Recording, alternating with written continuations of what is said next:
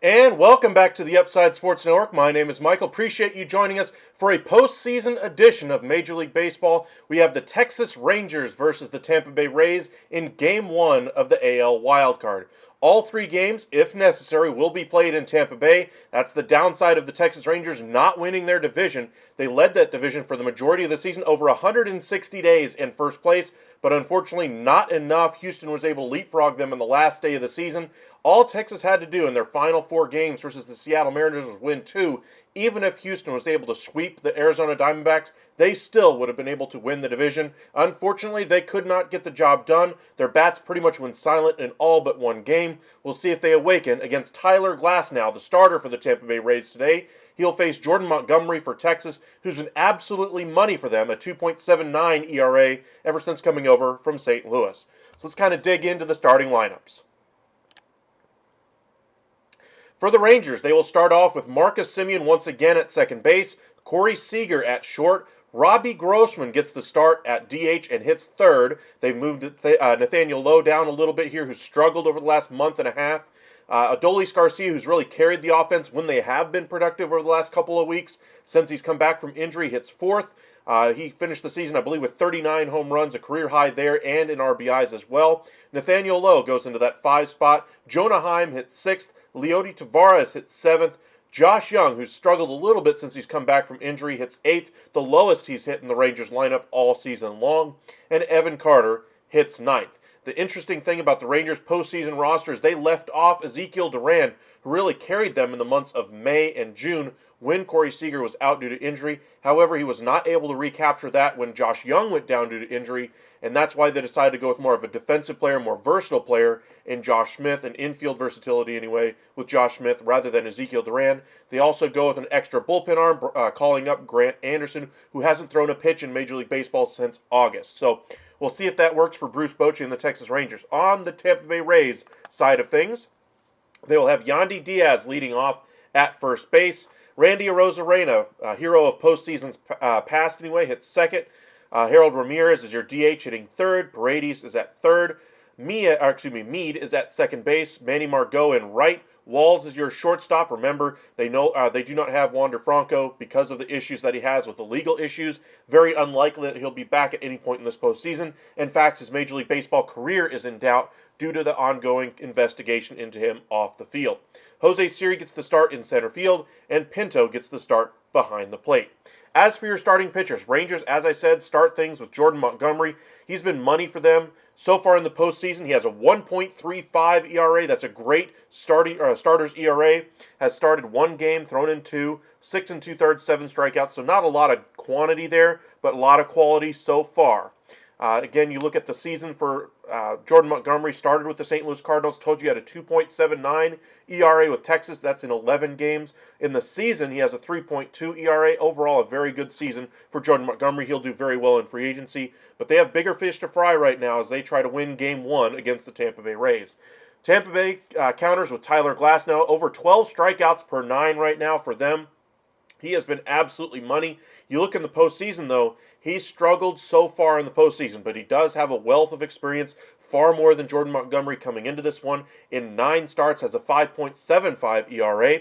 By the way, an interesting note is that the Texas Rangers have never lost a postseason game in Tampa Bay. You remember they went into the wild card round into Tampa Bay back in the Adrian Beltre era for the Texas Rangers, and they won and swept that series, I believe. Tyler Glasnow has thrown 40 innings so far in the postseason in his career, and you can see what he's done so far. But as I said, his numbers this season, he's been nothing short of spectacular in 120 innings pitched. Remember, he started the season on the shelf, but in 120 innings so far this year has thrown 162 strikeouts. That's fantastic for them, through a 3.53 ERA.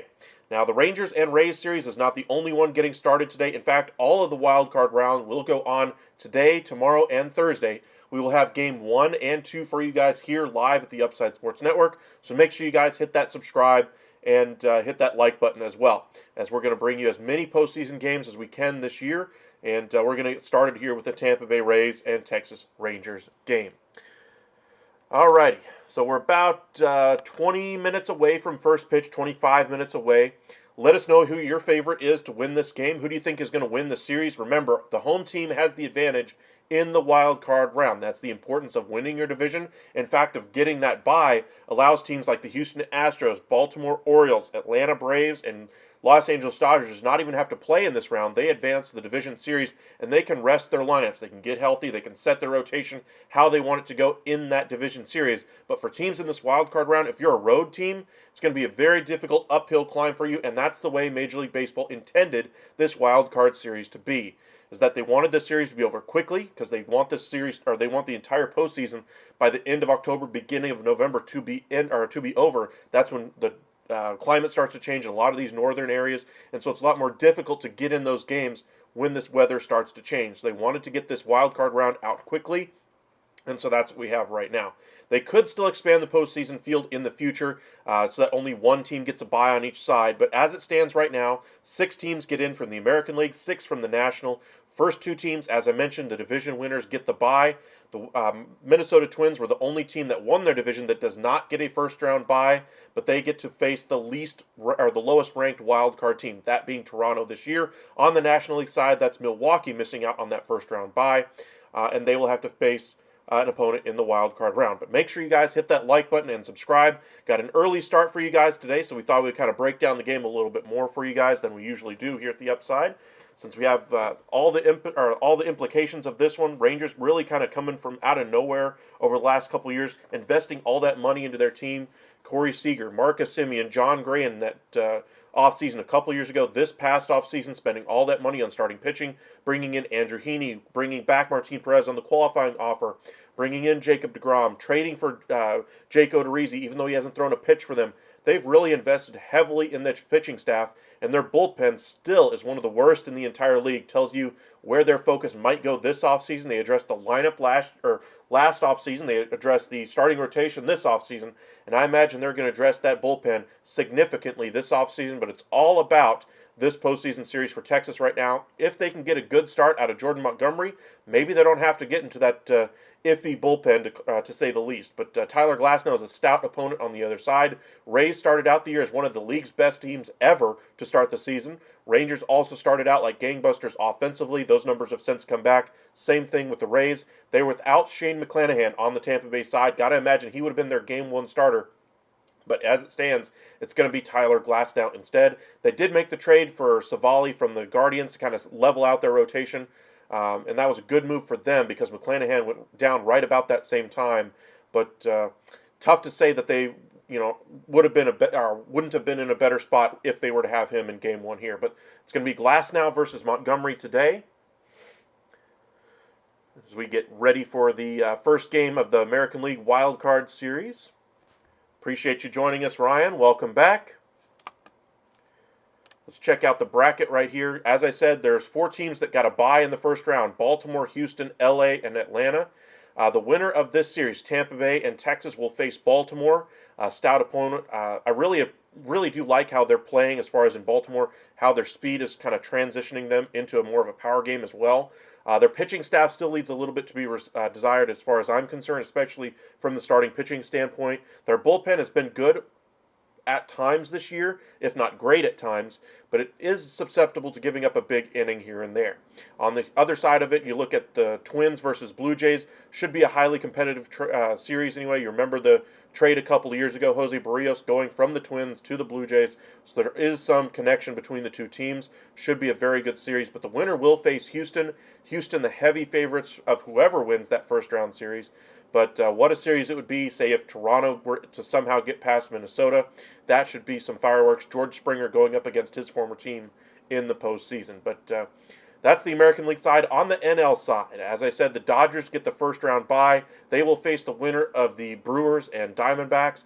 Brewers should be able to handily win this one. Zach Allen's going to go in Game 2, while even with Milwaukee missing out on Brandon Woodruff in Game 2, I still think they have a far better rotation. I think they have a better lineup overall. They brought up 3 guys who have been out for extended periods of time, and they may be rusty coming into the postseason, but they called up 3 guys for the postseason series: Jesse Winker, Owen Miller, and Weimer. I can't remember his first name, but those are the 3 guys the Milwaukee Brewers have called up. Meanwhile, the Diamondbacks are countering with Jeremy Bapt in the first game here, a 5.79 ERA.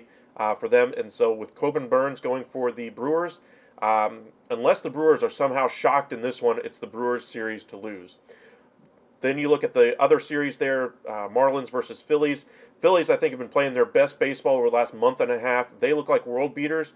Marlins did a great job getting into the postseason. I just don't think they've got enough steam to be able to take out Philadelphia. And then you have Milwaukee versus the Dodgers. Philly versus Atlanta. Should be fascinating series on both sides.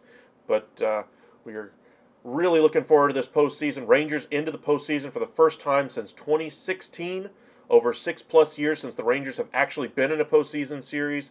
And so Rangers are looking to make some noise in their first run under this new era of Rangers leadership. Bruce Bochy, of course, in his first season as manager of the Texas Rangers, and then they brought in Mike Maddox once again to be their pitching coach. Maddox and Bochy have really struggled all season long to massage that bullpen to be able to get the most out of it. However, over the last couple of weeks, the original bullpen that they were supposed to begin the season with Jose Leclerc, Jonathan Hernandez, has started to pitch better. More bad news for the Rangers, though, on that front is that Jonathan Hernandez is out for this postseason series with a shoulder issue. He should be back, hopefully, in the next round, maybe in the round after that. But more bullpen issues for Texas, just as they were starting to level things out back there. The last bit of news out of that Rangers bullpen is that Aroldis Chapman, who really kind of solidified that bullpen when they were starting to get rocky in beginning of June through July and August. He's, in his last appearance against the Seattle Mariners, gave it up. That would have been one of the games that could have solidified things for the Rangers to win the division. Unfortunately, he has not pitched since then. And we've seen when Chapman does give up a big game or whatever, that they do decide to go a different direction for at least a game or two after that to allow Chapman to get his mind right, whatever the case may be. But we're in the postseason now. He does not have that luxury. He's going to have to go right back out there the next day and figure out how to get some outs. He can be wild. The majority of his career, he's been effectively wild, but he's been able to rein it in when he needs to get the big strikeout. So far this year, he has been erratic. When he is erratic, that's when you notice the issues, the big old walks, all those issues really start to come into play. And we saw that one big hit against him in that Houston Astros series at the beginning of September. And we'll see if he can avoid that big hit if he's called upon in this series.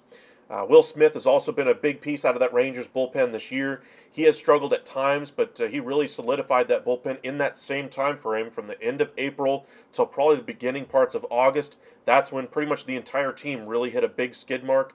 The offense just really stopped producing. The offense stopped producing right around the All-Star break, honestly. Injury issues really crept up on this team. 5 out of the 6 All-Stars that they had actually ended up on the injured list for a significant period of time for the majority of them. The shortest stint, I believe, was for Adolis Garcia, who only missed like 10 games. So They were able to kind of weather the storm and be able to get into the postseason. Congratulations, Rangers. But they did leave some meat on the bone. They had some opportunities to win the division and just couldn't get it done. Tampa Bay, as great as a start as they had, historical as a start as they had, just weren't able to hold on. We expected that pretty much the entire season, is that they wouldn't be able to keep their spot at top the American League East. We thought other teams might catch them, like Toronto, like Baltimore, etc. And it is indeed Baltimore who does catch them. I think they're a little bit ahead of schedule as far as the Orioles, but Tampa Bay is still a formidable team. But like I said, they're missing two of the biggest pieces in their lineup, with Wander Franco being out, and of course their starting pitcher Shane McClanahan. If they had either one of those pieces, I think this is an easy win in this series based on how the Rangers have been playing over the last month. But without having those two pieces in there, they're going with their best right now in Glasnow to kickstart things for them. And hopefully he gets a lot of strikeouts. Rangers lineup, you'll notice there is no Mitch Garver in there. That's because they're trying to go with more of a right-left, right-left, right-left type of thing. And they also want to get more walks. They want to try to make him work because he is a high strikeout pitcher. He's not going to be trying to pitch to contact, so they know they're going to get some opportunities to get some guys on base if he does miss the zone. If Tyler Glasnow is on, he may be able to take advantage of that, so that's something to watch out for early in this one. Does the Rangers' strategy of making him work, making him throw a lot of pitches, get him out of the game early, or does this just get the Texas Rangers behind the 8-ball just as fast? So let us know in the comments section what you think about the Rangers' strategy to try to make Glasnow work in this one. We'll see if it actually works. But for the Rangers, that's something they've done very well over the last 10 days, kind of changing their approach at the plate. We really noticed earlier in the season, we saw players like Corey Seager, Nathaniel Lowe, Jonah Heim, Josh Young, all try to ambush the fastball early in the count, and they may still try to do that if they get their pitch. But I'm expecting them to take strike one and take strike two, especially early in the game, from the majority of their hitters. Now, that doesn't mean they're not going to try to swing at one right down the middle every now and again, but I'm expecting all of them, especially Robbie Grossman. The reason why he's in there today is to try to work the count, try to earn his way onto base, whatever that means, whether it be a hit by a pitch, walk, whatever. I'm expecting him specifically to really try to work the count against Tyler Glasnow today, and he's been exemplary at that all year for the Rangers. That's why he gets the start in that number 3 spot in the lineup today at DH. But again, lineup for the Rangers: Semien, Seager, Grossman, Garcia, Lowe, Heim, Tavares, Young, and Carter. Off the bench, they will have Garver. If you're looking for some pinch hit opportunities, Hedges is also there on the bench. They decided to go with 3 catchers in this round instead of having Ezekiel Duran's bat. A little bit of a question mark for me, but that might tell you they might pinch run for Jonah Heim later in the game rather than going for a bat instead of bringing in Ezekiel Duran. So kind of an interesting strategy there by the Rangers, keeping Hedges in the lineup, or at least keeping him on the roster for the AL wildcard round. Jankowski, of course, makes it. That speed, the on-base percentages for him are fantastic, but he's a left-handed hitter. They already have Carter and Tavares in that same type of a role. He was not going to be able to get in there in that type of role right now, but he could come off the bench, as I said, as a pitch runner late for a guy like Jonah Heim. So keep your eyes out for that one. Josh Smith, the last part of that bench for the Rangers today, also has a good bit of speed. He could pinch run for a guy like Corey Seager, who they have not asked to really push it with his hamstring issues that he's had this year. Maybe they go ahead and pinch run for him later on. Out of that bullpen, as I mentioned, Grant Anderson was called up by the Rangers. Matt Bush actually makes the postseason roster here as well. He was in the bullpen already, but he never pitched a game for the Rangers yet this year. But what a story this would be if he's able to come in and make a difference in a postseason game for the Rangers. Curious again that they chose to go with him over Ezekiel Duran, but in a short series, you want to make sure you don't lose the game early. So we shall see. Welcome in, Gabagoat. Appreciate you.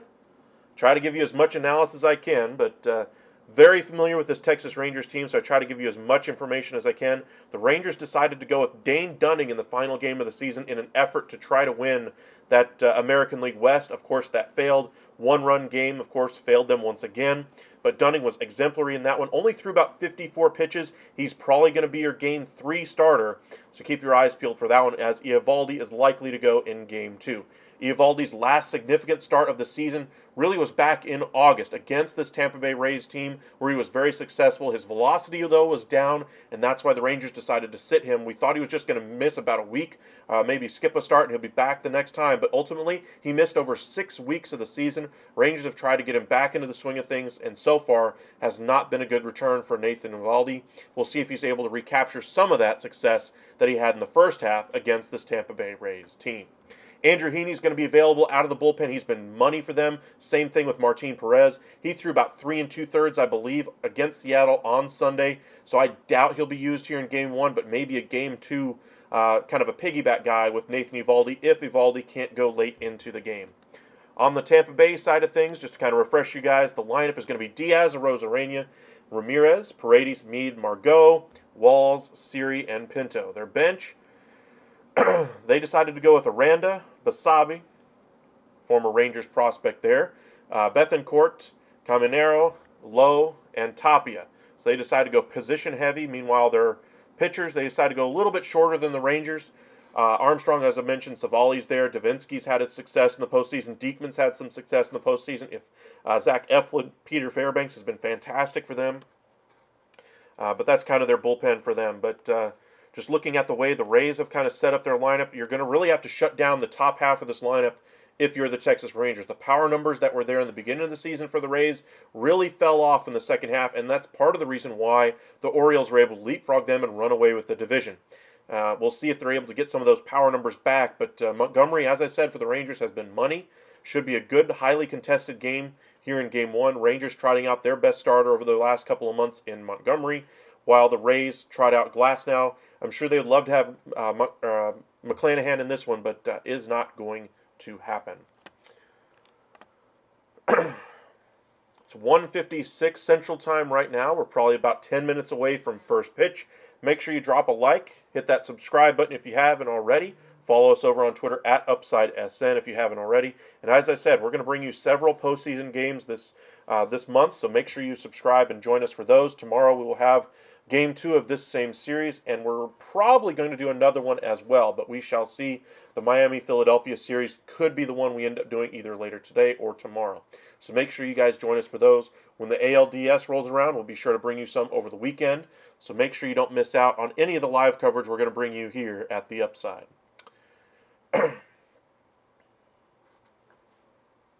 For the Rangers, got to look at the start of this, or the top of this lineup if you're looking for some success. The Rangers have really been carried all season long by Marcus Semien and Corey Seager. How they go is really how this team goes. But it's been a while since Seager's been the same Corey Seager. He was, for the majority of the season, around a .350 batting average. Actually lost the AL batting title to Yandy Diaz of the Rays on the final game of the season. Diaz sat out the final game of the season. Whatever your feelings are on that, just trying to keep him to win the batting title or just giving him some rest. Just not a good look anyway for the Rays to be able, to sit Diaz. Meanwhile, Seager was not able to maintain his lead in that, and he lost it as well in the final game of the season. But as I said, this top of this lineup is really how the rest of this Rangers team goes. If Seager's able to, start crushing the ball again, spreading it all over the field, hitting .350 like he did for the majority of the season, then the Rangers are off to the races. For Marcus Semien, it's about getting on base, driving in runs. Those the bottom half of the lineup for the Rangers has been one of the best all season. Faltered in the second half, but they've really kind of picked things up with the addition of Evan Carter. With the guys getting on base in front of him, Semien's going to have to do his job and drive in those runs. Had a 100 RBI season for the Rangers. I'm sure the Rangers are going to be looking for more out of Semien here against the Rays. Talked a little bit about why Grossman's in the lineup in that 3 spot today. Adolis Garcia, as I mentioned, has really been carrying the lineup when they have had success over the last couple of weeks. Stolen bases, great outfield defense, great cannon of an arm out there in right. But offensively, kind of doing it all from the home run perspective, driving in runs, big impactful doubles, scoring runs late in games, game-winning runs. He's been all over the field for the Rangers, and they're very thankful to have him back and healthy now here at the end of the season and into the postseason. Nathaniel Lowe, as I mentioned, he's really struggled, has his brother playing on the opposite side of the diamond here for the Tampa Bay Rays. Nate has really struggled over the last couple months, hasn't been able to get on base, and hasn't been able to do anything as far as driving in runners. He has the occasional walk. He likes to work the count, and that'll work well into the Rangers' strategy today against Tyler Glasnow as far as making him work. But Nate Lowe's going to have to be able to put the ball in play and drive it for some power at some point. They'd love to see that against Glasnow today, but I don't know. it's been a struggle for Nate Lowe. Last year, he looked like the Silver Slugger in the American League, was coming off a great season coming into the year, looked like he was going to take the next step and really solidify that first base spot for the Rangers. First half was very productive, not quite to the Silver Slugger level that he played to in the second half of last year. And in the second half, his offensive numbers just fell off a cliff, his power numbers fell off a cliff. And that's kind of why he's dropped down in the lineup here. A little bit surprised to see him this high, or still in the lineup. I thought they might have moved him a little further down as opposed to some of the other bats that they did. But Nate Lowe gets the start at that 5 spot. Jonah Heim, of course, behind the plate for the Rangers. Rangers are happy his wrist injury healed a lot faster. There's original scares that that wrist injury he suffered against the Houston Astros on a swing was going to keep him out for the entirety of the season. Was a pain management thing for him and able to handle it. And we've seen him have some success since he's come back due to injury. A little bit inconsistent, though, from time to time. 2 o'clock now. We're just a few minutes away from first pitch. Game is on ABC. For those of you who are at work, we appreciate you joining us and watching us here on YouTube. Make sure you guys hit that like and subscribe if you haven't already. Leody Taveras gets the start in center as usual for the Texas Rangers. Very few games the Rangers have not had Leody in center for them. He has played exemplary defense pretty much the entire season. Had one misplay against Seattle, but other than that, lately he's been fantastic out there. Josh Young, the best defensive third baseman in the game, in my opinion, already in his rookie season. Yes, I'm aware Nolan Arenado still plays baseball. Yes, I'm aware Manny Machado is still out there. And yes, I'm sure Matt Chapman is still out there as well. But for my money, Josh Young is the best defensive third baseman in the game, and it's not close. He's that exemplary out there. Just the max effort he gives on every single play out there, the attention to detail that he has when he's playing there, and he doesn't mess anything up out there. He has a couple of errors on the season, but other than that, I mean, every single play is just textbook how you want that third base position to be played. That's how you want to teach young players to play third base from a defensive standpoint.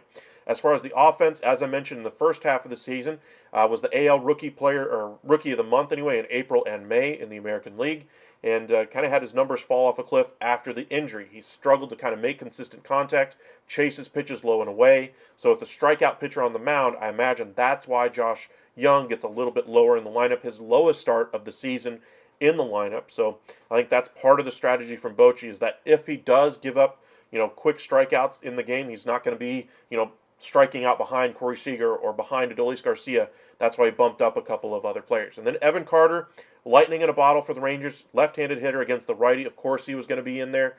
Has had 5 home runs since he's been called up. He's been money for the Rangers. Really gave them a nice spark when they had Adolis Garcia go down due to injury, and kind of helped give them some life, get them some juice back in that lineup when they were struggling significantly. They were 3 games back in the AL West at the time when they called him up, jumped up all the way ahead in that division to 2.5 over everybody in the division.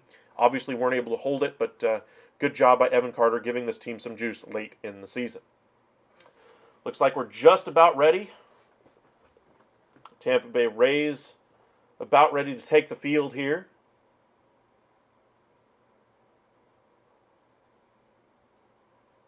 Jessica Mendoza, Tim Kirkchin, and I can't remember his name. It's not Schulman. In the booth anyway for ESPN on ABC. Really like Tim Kirkchin's analysis, but appreciate you guys joining us here at the Upside. Looks like we're getting close to first pitch finally. Again, the Rangers led the AL West for 160 games this season, but just couldn't hold on late. Bochy greeting every player as he comes out of the clubhouse right now, getting them ready for the game. Will Venable, the bench coach for the Texas Rangers, is a name to keep in mind for all the job openings that have started around Major League Baseball. The Angels deciding to move on from Phil Nevin, Buck Showalter no longer with the Mets, Gabe Kapler out in San Francisco.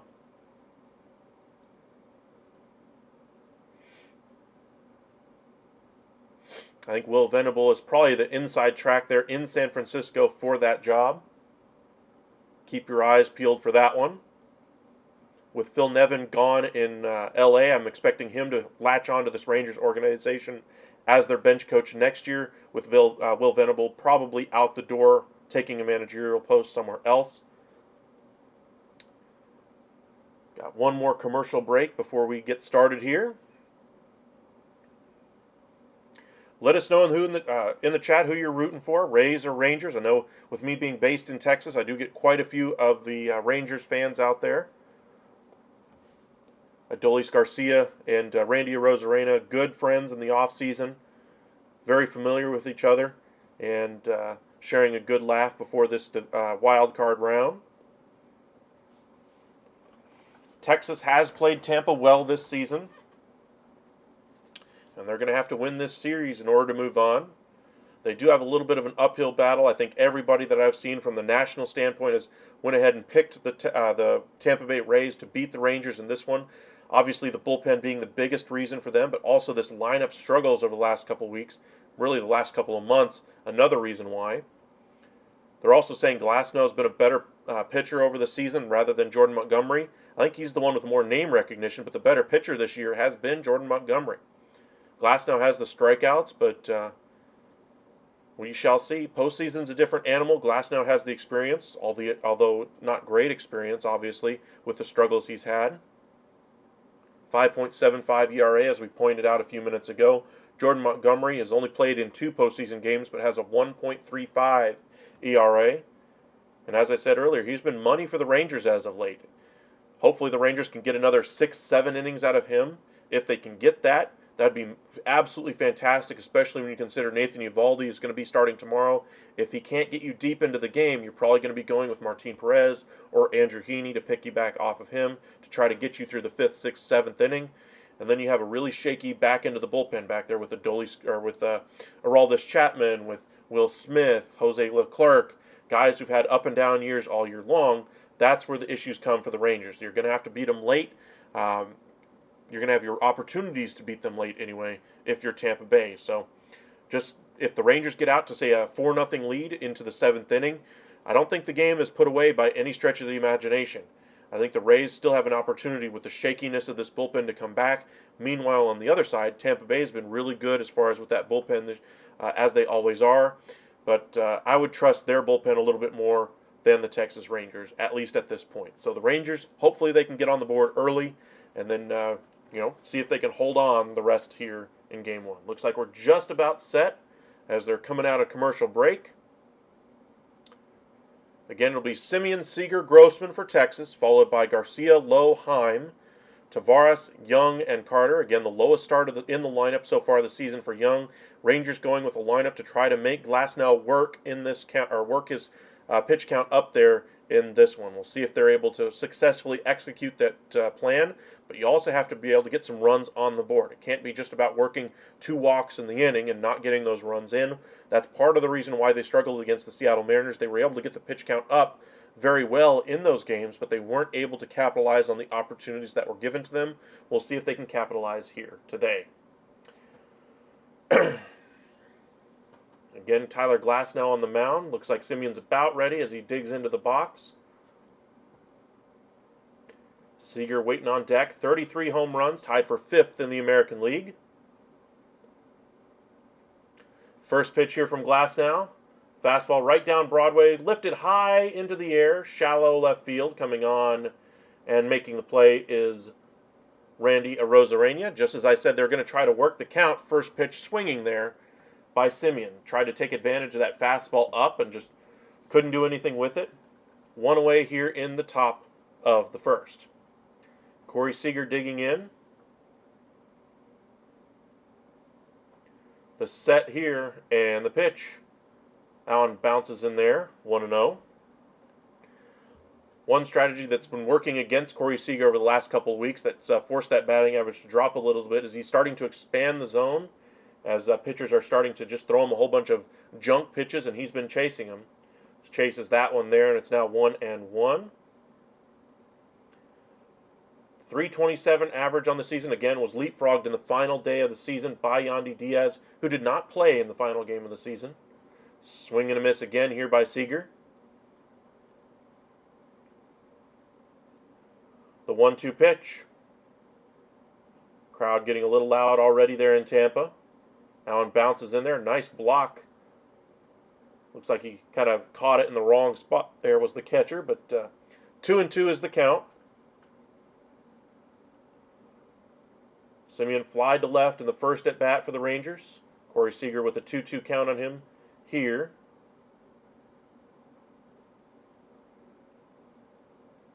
The 2-2. Slider caught way too much of the plate, and this one's grounded right to the first baseman, but unable to convert and make the play as they flipped it back to Glasnow. Nice attempt there by the first baseman, but just unable to do it there. Diaz tried to throw it back across his body and off the glove of Glasnow, and Seager is aboard. Not sure if that'll go as a base hit. Looks like it kind of ran up his arm on the bounce. The throw, if he had taken a step more, I guess, it probably wouldn't have been able to get Corey Seager. So I guess he had to throw it there. I'm not sure if that'll go down as an error or a hit. Looks like they're scoring it as an error at the moment. Either way, 1 on, 1 out now for Texas here in the first. They'll take it any way they can get it at this point. It's not about batting average. It's not about any of that stuff. It's about getting runs across the plate. Grossman takes a strike there right on the inside corner. Beautiful pitch by Glasnow.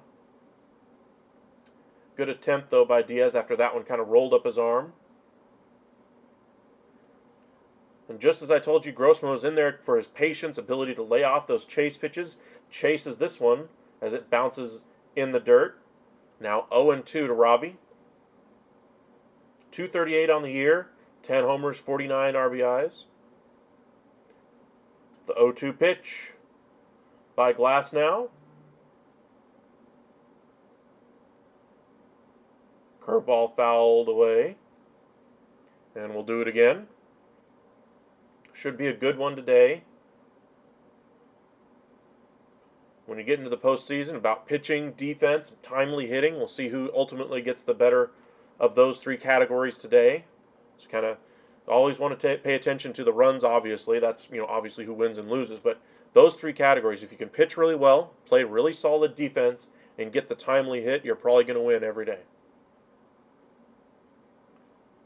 Every day that you do those things, you have the best chance to win.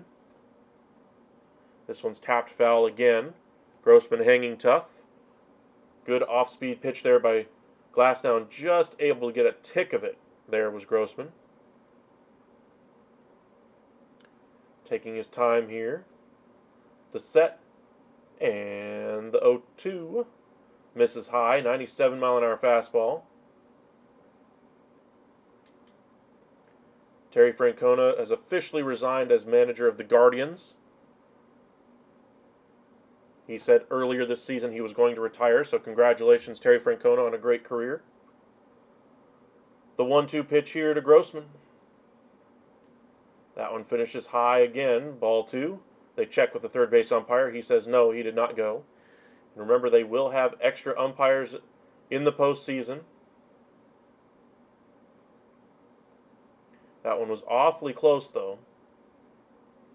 Grossman's done a good job battling back from an 0-2 count. The 2-2 check swing in the dirt, but this time he did go around, unable to hold up on that one. And that's the second out of the inning, first strikeout of the game for Glasnow. 2 out, 1 on. Adolis Garcia coming up.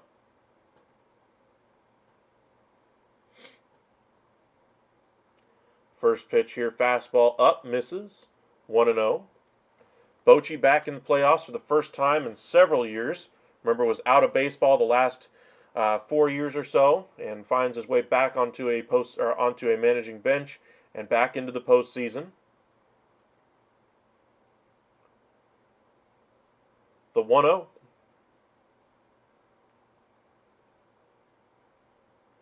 Nice fastball there, right on the inner half of the plate, belt high, 1-1. Garcia taking all the way on that one. Garcia's been a much better, more patient hitter this season, especially after his injury. Kind of allowed him to reset his brain, much like last year. Struggled with expanding the zone in the second half because he kind of got away from what his goals were. That injury, I think, kind of allowed him to settle things down. Swing and a miss there. It's now 1-2 here on Adolis. Finishing second in the American League, both in home runs and RBIs, both of which were career highs. 39 homers, 107 RBIs. That one finishes low. 2-2. Deep breath by Garcia. Goes ahead and takes his time here. Rangers' strategy so far looks like it's working. He's already up to 17 pitches. I'm sure they'd like to get a run across, but At least their strategy of making him throw pitches here is working, allowing the hitters to get deep into the count. Swing and a miss. Adolis chases this one down in the dirt, and that'll go as another strikeout here for Glasnow. Gets 2 strikeouts. Looks like the check swing was not able to be held up there again. A couple of check swing strikeouts for the Rangers. No runs, no hits, no errors for Texas. No runs, no hits, 1 error for Tampa. And we go to the bottom half of the first. 0-0 our score. Again, for Tampa, their lineup will have Diaz, Rosarena, and Ramirez. 1, 2, 3 coming up here in the first, followed by Paredes, Meade, Margot, Walls, Siri, and Pinto for the Tampa Bay Rays. Rays, of course, once again make the postseason. I think it's been a long time now, at least from my memory, that they have not actually made the postseason. They always seem to do just enough to be able to get in the postseason one way or another. They look like they were going to be one of the favorites going into the postseason this year early on, but of course could not maintain that level of success, either offensively or from their pitching staff, with the injuries and deficiencies they had from a power perspective. The power numbers really elevated them in the first half, but if they can get back to that level of baseball again, they could very well once again be considered a favorite in the American League side. This is by far the marquee matchup of the American League wildcard round. As good as Minnesota has played over the second half of the season, Tampa Bay, Minnesota kind of viewed as the junior game out of the two, mainly because how good these two teams were to begin the season.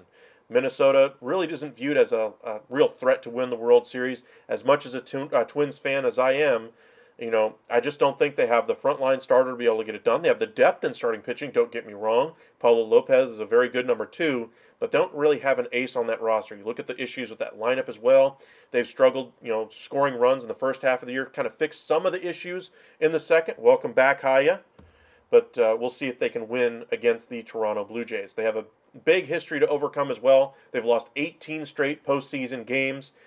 So history is not on their side, even with home field advantage in the wild card round. Looks like we're back here for the bottom half of the first inning. It'll be pretty much all right-handers with the exception of one switch hitter and Taylor Walls for the Rays today with the lefty on the mound. Rays always very happy to use the position or use platoons. As I said, Montgomery, since he's joined the Rangers, a 2.79 ERA, a 1.09 WHIP, 4-2 record. And on the season has a 3.2 ERA. Very good season for Jordan Montgomery as he looks for a good outing as he looks for free agency this offseason. Texas really going to have to try to hold on to him with all the injury issues that they have going into their rotation next season as well. First pitch here, up and in, fouled off down the first base line, and this one looks like it'll get out of play. Just in front of the dugout, actually. Lowe not able to get over there in time. 0-1. Diaz won the batting title with a .330 batting average, 22 homers, and 78 RBIs on the season. 932 OPS. The 0-1 here from Montgomery. That one misses low. 1-1. Montgomery will try to get you to chase quite a bit, so if the Rays hitters are patient, they can take advantage of that. We've seen the Rays be very patient in games earlier this season against the Rangers, and in those games, they usually won those. So, again, another one, changeup this time, misses low. Now 2-1 to Diaz.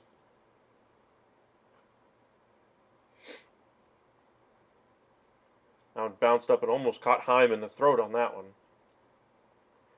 Montgomery, a 5-pitch pitcher, sinker, changeup, curve, 4-seamer, and a cutter. Primarily uses the sinker and changeup. Curveball to get some movement, and then very rarely uses the fastball, only at 10%.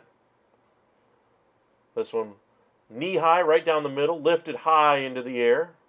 Right field, Garcia coming in about 6 or 7 steps, makes the play for the first out here in the first inning.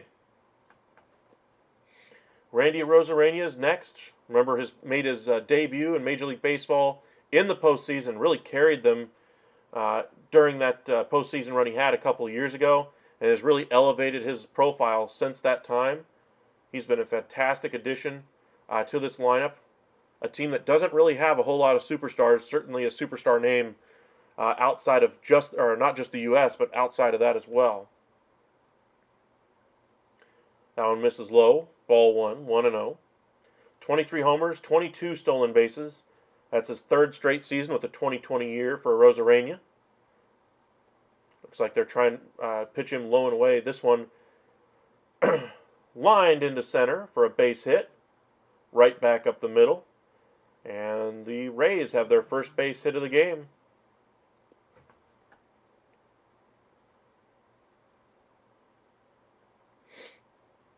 Ramirez due up next. Montgomery, not much of a double play pitcher, but I'm sure he would love to have one right now. Ramirez at times has crushed this Rangers team. Same thing with Paredes. We'll see how they perform here today. Takes strike one right there at the knees, over the heart of the plate. 0-1. Rosarena staying put at first base on that one.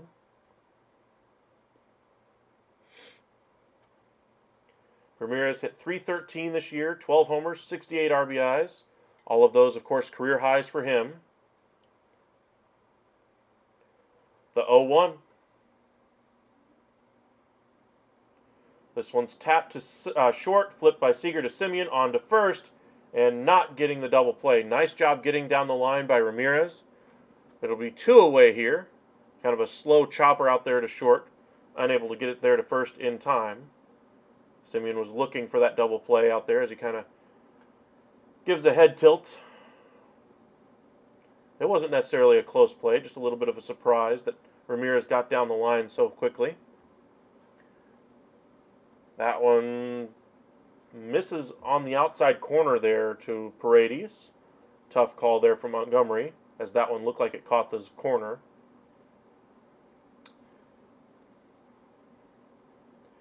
.31 home runs for Paredes this year, 98 RBIs, and a .250 batting average.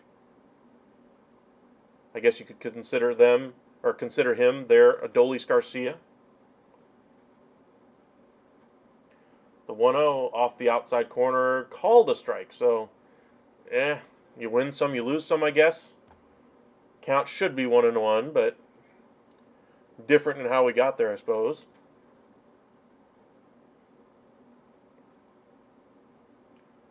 The 1-1 pitch.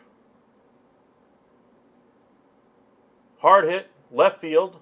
On the run is Carter. A dive, and he makes the catch. Beautiful defensive play there by Carter. He does not make that catch. That's definitely a run-scoring triple at minimum there for the Rays. Paredes can't believe he caught it. Just a beautiful play. Almost popped out of the glove twice there on Carter. Both on the original catch, almost didn't close his glove in time. And then when he impacted the ground, that ball looked like it was going to jar loose. Came to a snow cone and was able to keep it in his glove for the third out of the inning. Nice work there defensively by Carter, making that great play. It'll be Lowe, Heim, and Tavares for the Rangers in the top of the second. If you're rooting for the Rangers, hit that heart button in the chat. Hit the 100 if you're rooting for the Rays. Appreciate you guys joining us. Got about 20 of y'all with us right now. Let us know who you think is going to win. Who's your pick to win the series? And ultimately, who is your pick to win the World Series? As I said, we'll be bringing you a lot of postseason games this year. We'll be doing Texas and Tampa Bay today, obviously. Doing Texas-Tampa Bay tomorrow. Unfortunately, I have to work on Thursday, so I won't be able to do that one for you guys as well. All the games are at 2 o'clock. Central Time anyway. But if you're new here, make sure you hit that subscribe button. Follow us on Twitter at UpsideSN. Welcome back, Eric. That was a fantastic catch by Carter. We saw a great catch by Dylan Moore in that Seattle Mariners game a couple of games ago. And that was going to his left. This time was Carter going to his right in a very similar style of catch. But nice work by Carter holding on to that one through the impact of the ground. But hit that heart button if you're rooting for the Rangers. 100 if you're rooting for the Tampa Bay Rays.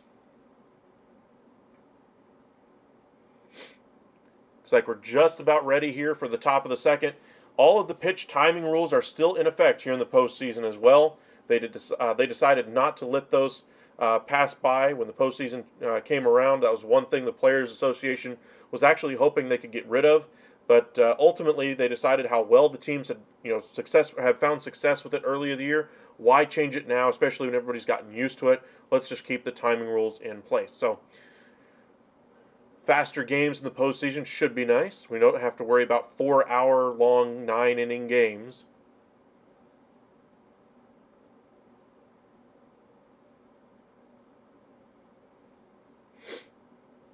First pitch here to Lowe, misses low and in. 1-0. That one's a strike right on the inside corner. Lowe's had some tough calls like that all season long. But that one was a strike there, 1-1. Appreciate you guys joining us today as this one bounces in the dirt now. 2-1 to Nate Lowe. Or Nathaniel Lowe, as I should call him. That's what he insists to be called. 2-1 here. Glass now up to 22 pitches as this one misses Lowe. 3-1. Lowe working the count against the right-hander.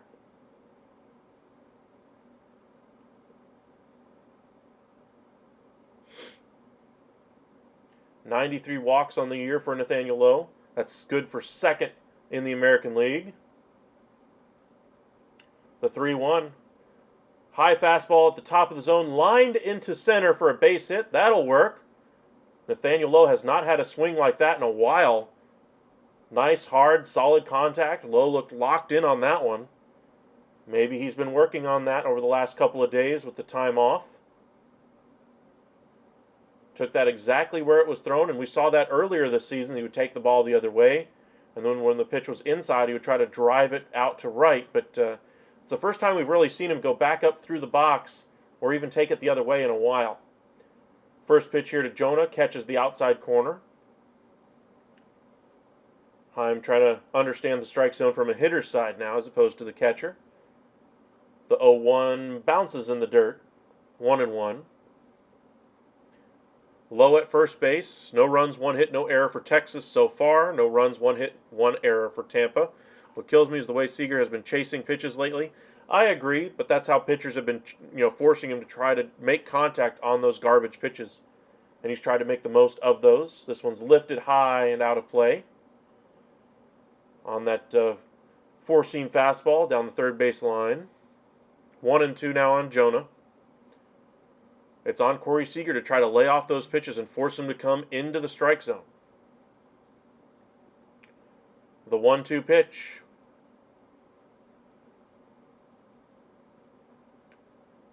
He chases that fastball up and away. And that's a third strikeout now here early for Glasnow. That's one of the pitches Heim's really been struggling with, is that high fastball. Chases this one a little bit out off the plate as well. Tavares is up there from the left side here, switch hitter. Takes low, ball 1 on that slider.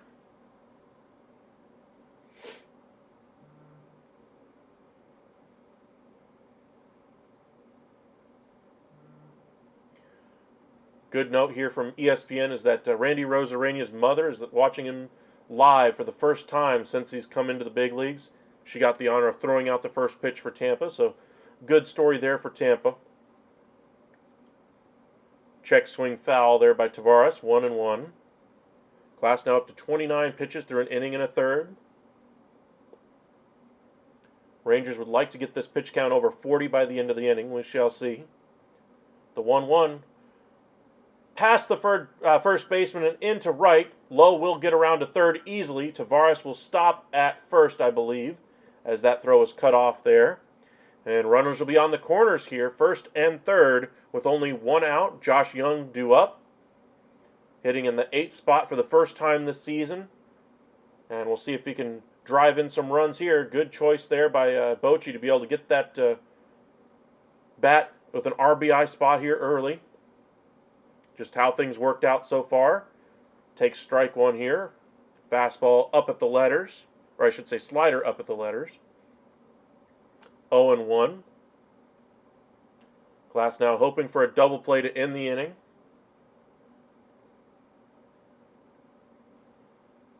Young with 23 home runs on the year. 70 RBIs. Good for third among all rookies. The 0-1 pitch. Lifted high into right. This one will be caught by the This one will be caught by Margot and thrown into the infield, but Tavares stays there at first. And Nathaniel Lowe comes in on the sacrifice fly there. Texas takes an early 1-0 lead. Nice work there by Josh Young, being able to drive in the run without grounding into a double play. Nice work. And 2 away with a runner at first, and Evan Carter due up. Marcus Semien waiting in the on-deck circle. 1-0 Texas here in the top of the second inning. That one finishes well high, 1-0. Glass now up to 33 pitches so far. They've got him over 15 pitches per inning. I'm sure they would love to get that over 20 here in the first couple of innings here, just to make sure they get into the bullpen early tonight. Pickoff attempt there on Tavares, unsuccessful. The 1-0 pitch here. And that one misses up. They throw down to second. This one gets into center. Tavares stole second, will go to third. The throw into third kind of dribbled all the way over there. And now we have a runner on third with 2 outs. And Evan Carter still up there. That's going to be a throwing error on the catcher, a stolen base for Tavares, and advancing on the error to third.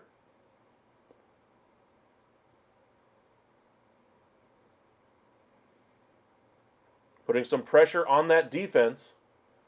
Tavares using that speed. Very impactful player defensively. Shows why he's impactful on the bases as well. The 2-0 here to Carter. Will he have a green light? Fastball outside corner. Popped up, but out of play down the third base line. 2-1. Glass now trying to limit the damage here to only the 1 run. Carter just looking for an open spot anywhere to get that one in. Nice pitch there by Glass now, but just a hair low right at the knees on the inner half of the plate. Just didn't catch enough of that one. Glass now looking in at the home plate umpire for a few seconds after that one. But it's 3-1 here to Carter. The slider's been his out pitch. We'll see if they go with another fastball here in the zone. The 3-1.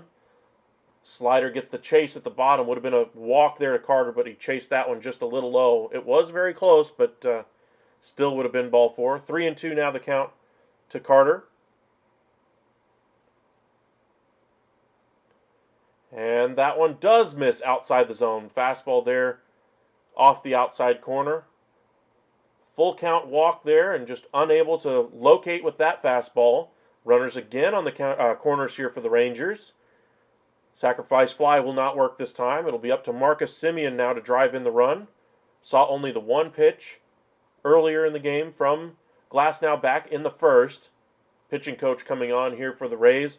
Again, in a postseason series of only 3 games, you're not going to have the opportunity to fall behind by 3, 4, 5 runs. You're going to have to figure out a way to stop the bleeding here early. We shall see. Well, at least he earned the walk. It's making Glass now work, and that's exactly the game plan coming in for the Rangers. They got the run early. That's a big plus for them, obviously. That's what you want. That's what you need to win the game, obviously, is run scoring. But the strategy for the Rangers today was to make Glass now work, and that's what Evan Carter just did from that 9 spot. So good on him. Mound visit is over. First pitch here to Semien. Strike 1, fastball right down Broadway. Semien making sure he takes a pitch to at least get him over that 40-pitch threshold here. 276 batting average, 29 home runs. That pitch misses up and away, and Evan Carter takes second base uncontested. You'd think it'd be defensive indifference, but doesn't go as defensive indifference when it's still a highly contested game like it is now. 2 stolen bases early against Glass now. This one tapped out to short. Throw to first. What a play. Wow, they do call him out. First baseman Yandy Diaz did not think it was going to be an out call. He was about to throw the ball home. Ooh, he did just get him in time. We're talking by a fraction there. But the Rangers do get in front. 1 run, 2 hits, no errors for Texas. No runs, 1 hit, 2 errors for Tampa Bay. Appreciate you guys joining us. Make sure you tap that heart button in the chat if you're rooting for the Rangers. Tap that 100 button in the chat if you're rooting for the Tampa Bay Rays.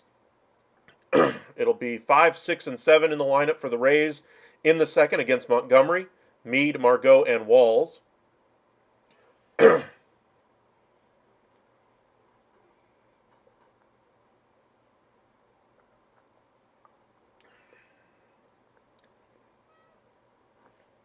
Really like how the Rangers are forcing things with their speed in the bottom half of that inning, or in the last bits of that inning anyway, allowing Tavares to try to steal second with 2 outs, realizing, hey, if he doesn't get there, we'll have Carter, Semien, and Seager leading things off in the third inning. If he does get to second, then maybe something bad happens for the Rays, like the throw goes into center, which it did, allows him to get to third base with 2 outs. Carter works the full count walk, forcing Glasnow to really work and throw some pitches there. Marcus Semien off to a disappointing start in his first 2 at-bats, but was unable to drive in the runs after Evan Carter was able to steal second. And just a great start for the Rangers overall, getting the early lead. 1-0 I don't think is going to be enough to do it. You certainly don't want to get into the later innings with this bullpen with only a 1-run cushion. Not a formula for success we've seen for the Rangers this year. Usually when they're winning games, they're winning 8-0, 8-3, 10-3, 13-5, something like that. Very rarely have they won some 1-run games. So I do think the Rangers are going to have to start scoring some more runs if they want to hold on to this one. It's still very early, though. Only an inning and a half has been played. Meade is coming up, the second baseman. Montgomery threw 11 pitches in that first inning. Bochy's got to be happy with the start to this one for his Texas Rangers. Lineup's done exactly what he wants him to do. Work Tyler Glasnow and scratch across a run. Force the issue on the bases. Not commit any defensive errors out there. Looking good. Note on the screen from ESPN on ABC is that Kevin Cash is the youngest manager to make it to the postseason 5 consecutive times. He's only 45 years old. First pitch here to Meade. Outside corner does not get the call on that one. Just a little low, 1-0. In 24 games, Meade this year had an 89 OPS plus. MLB average is 100.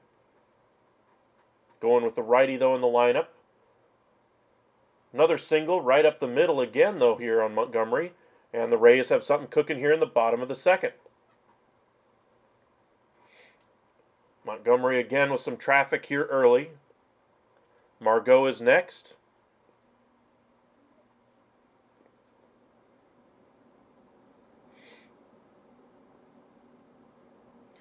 A lot of speed out there for the Rays today as well. We'll see if they try to take advantage of the lefty as well. He is a little bit slower to the plate, but a lefty does have an easier pickoff move to first. Montgomery has 2 different pickoff moves. The slow one where he's just trying to say, hey, I'm paying attention to you. And then he's got the one where he's trying to nail you. That one's the better of the 2. First pitch finds the zone here to Margot. Set by Montgomery, and the pitch. Little up and away. Changeup looks like he lost his release point on that one. Might have slipped out of his hand just a little. Margot's OPS plus also below league average. Struggled offensively. This entire lineup really struggled in the second half as well, based on how they were performing earlier in the season. The 1-1. A bunt attempt back to the mound. They will go the short way to first. And just getting Margot. Sacrifice bunt works. Meade is now at second base. Playoff baseball. You're going to see some more of those sacrifice bunts than you ever have the entire season.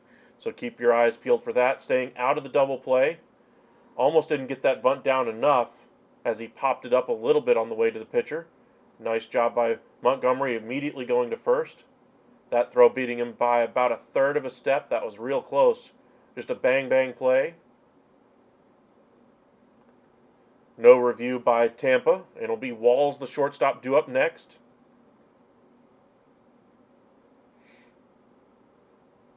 This one's grounded up the middle. Semien and Seager kind of banged into each other a little bit. Semien kind of slid into Seager, took his legs out from underneath him, didn't cause him to go down or anything like that, but caused him to have to hold on to the ball, and instead it'll now be first and third now on what should have been the second out of the inning. Semien, I don't know if he just thought it was going to get all the way through and wanted to keep the ball in the infield to keep the run from scoring. I think that's probably what he thought there. But just crashing into Corey Seager forced Seager to just have to eat the ball and tuck it into his back pocket. Either way, Jose Siri coming up 2 on with 1 out. They have their own rally working here in the bottom of the second here against Montgomery. Tap that heart button if you're rooting for the Rangers. Tap the 100 if you're rooting for the Rays. First pitch here misses inside to Jose Siri, looking like he wanted to bunt that one. Not sure I'm believing that. 25 home runs for Siri on the season, 56 RBIs, both of which are career highs. The 1-0. Rangers would love a double play, but it would be difficult with the speedy runner out there. Bunt is popped up and caught by Montgomery. What a diving play! That's got to be SportsCenter top 10 right there. Holy smokes, what a play by Jordan Montgomery. Just absolutely selling completely out. A do-or-die play on that one. What a play, and I'm sure the Rangers are going to come out of the dugout just to make sure he's okay. That was a fantastic play by Jordan Montgomery. Kind of a lumbering pitcher, tall, lanky fella, and just absolutely needed every bit of that. That crash to the ground was not pleasant, though. Just kind of belly flopped on the ground. But what a play by Jordan Montgomery. They are having the trainer work with him, dust him off a little bit, checking out his elbow on his pitching arm. Or no, on his catching arm, not his pitching arm. Looks like he's okay, though. Montgomery, I'm sure they want to see him throw one pitch here. We'll see if the umpire allows him to throw one after crashing to the ground on that one. Looks like they will let him at least throw one just to see if he's okay. Adrenaline's got to be pumping for him. Looks like he is okay. A little bit of a grimace, though, from Montgomery. Maybe they'll put him through another one. Looks like they will.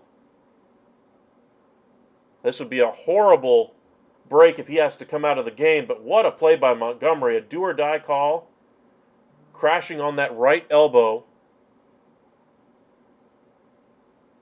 That's his glove hand. What a play by Jordan Montgomery.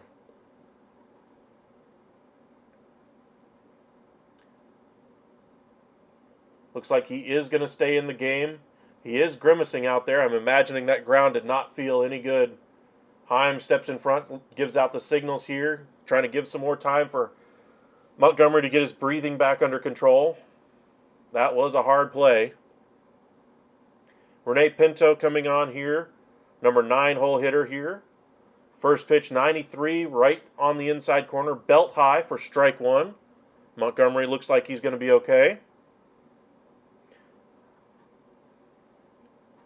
Yeah, he might have skinned his elbow underneath the uniform there, but he's got the long sleeves on, so it might have protected him a little bit. It's not on his pitching elbow, though, so I'd imagine it'd take something a lot more significant to take him out of this one. I think he probably got the air knocked out of him more than anything else. The 0-1 misses by about a foot inside, 1-1. Rangers trying to keep it a scoreless, or the Rays scoreless so far, 1-0. Rangers lead it in the bottom of the second inning. 1 run, 2 hits, no errors for Texas. No runs, 3 hits, 2 errors for Tampa. The 1-1 pitch, swing and a miss. Nice changeup on the outer half of the plate. Montgomery is ahead 1-2 now. 1 strike away from getting out of this one. He is up to 22 pitches so far. We'll compare Montgomery and Glass now here at the end of the inning just to see how they've gotten through the first 2. Pinto had stepped out for a moment, digs back in. Montgomery is set after the long look in. And the pitch. Eventually. Nice curveball low and gets the swing and a miss. Pinto chases strike 3, and that's the third out of the inning. 1 run, 2 hits, no errors for Texas. No runs, 3 hits, 2 errors for Tampa, but the play of the game has to be that Jordan Montgomery diving catch, laying completely out on that one. What a play to keep it a one-run game right now. That probably wouldn't have allowed the runner to score from third base if it had gotten down anyway, but it would have been a very difficult out to get either way. But what a play there by Jordan Montgomery to get the second out of the inning. Just a diving play, and it'll be Seager, Grossman, and Garcia due up for the Rangers in the top of the third. Just to kind of compare where the two pitchers are at so far, through 2 innings, Montgomery has allowed 3 hits, has struck out 1, has only thrown 23 pitches. Meanwhile, Glasnow, the strategy for the Rangers was to get that pitch count up. So far, that strategy is working. He is at 41 pitches through 2 innings, 25 strikes. So he is being very effective in the strike zone, but he's not getting the outs as quickly as I'm sure the Rays would like. The Rays do have the better bullpen, so just because you get Glasnow out of the game, because you get him deep into the pitch count, does not mean you're going to have the same advantage that the Rays would have if Montgomery were to come out of the game for the Rangers. But so far, so good for both sides. I'm sure the Rays would love to have the advantage 1-0, but the Rangers do right now. But you got to feel good so far about both teams, about where they're playing. That dive put some fire under his butt. Oh, we haven't seen the best of him this game. Well, usually Montgomery pitches better in the 5th, 6th, and 7th innings. That's what I've noticed over the last few weeks anyway, is that as long as he usually gives up 1 hit or 1 walk per inning, gets some traffic on in each inning, the last several starts that he's had, and then he gets the opportunity to either A, give up a big inning or stop a big inning in its tracks. Usually in that 4th, 5th inning when he allows a lot of traffic on the base paths, maybe allows a run in, bases loaded with 1 out, and able to get out of that jam. Bochy sticks with him in the next inning, and then he gets a couple more shutdown innings after that to keep him from having to go to the bullpen. And hopefully Montgomery doesn't have that big inning for the Rangers today to where he has to, overcome those types of situations. Rangers would love to see no traffic on the base paths. But so far, Montgomery pitching very well, even with the 3 hits allowed. Terrible decision to bunt from Siri there. I don't know about it being a terrible decision. I think the execution on it was terrible. Popping up the bunt attempt, the location of where the bunt went ultimately was fantastic as far as right down the first base line, pretty much right where you want it if you're bunting for a hit. That one bounces in the dirt and back to the screen, 1-0 here to Seager. But I think the decision to bunt was not a bad decision with his speed and with the with a slower moving pitcher on the mound to get off the mound and try to make the play. And they were that close to being able to have runners on or bases loaded there in that situation. If that one gets down, it took a great play from Jordan Montgomery on a badly executed bunt attempt. But either way, I don't think it was a terrible decision to bunt. 1-1 finds the outside corner there, 4-seam fastball. 1-2 here to Seager. Seager taking his time with this one, forcing him to work. As long as he can avoid that chase pitch, we'll see if he's able to do it this time. Nice off-speed pitch, bounces beneath the zone and gets the swing and a miss from Seager. He is down for the 2nd time today. First strikeout of Seager for Glasnow. Robbie Grossman due up. Struck out in his first at-bat, but a good overall at-bat the last time through. Bunted once this season. He's not in the lineup to bunt anyways. Maybe. First pitch here to Grossman, tapped to first base. 1 pitch, 2 outs there. And looks like Glasnow's a 1 out away here from kind of evening up his pitch count. Adolis Garcia due up next. I understand the power numbers for Siri, but Rays obviously saw an opportunity. It was a good try, don't get me wrong, but the execution wasn't great. That one misses inside on that fastball, 1-0. I think later in the game, if that situation comes up again, I think they would probably have Siri swing away. But in that situation, I'm not sure if that was a call from the bench. Another miscue here for the Rays. That's got to be the 3rd error in the game. Not sure if that's going to go on the shortstop or the first baseman. Probably the shortstop because the throw was in the dirt. Just an easy ground out to short, and that's the 3rd error now on Tampa here early. See if the Rangers can take advantage of it. Just a high chopper out there. Walls had plenty of time and just gunned it over to first. Not a bad pick attempt by Diaz, but just caught him on the wrist instead of into the glove. Rangers have a runner on now at first with 2 away. Nathaniel Lowe takes a strike on the inside part of the plate, 0-1. Defense not doing any favors right now for the Rays.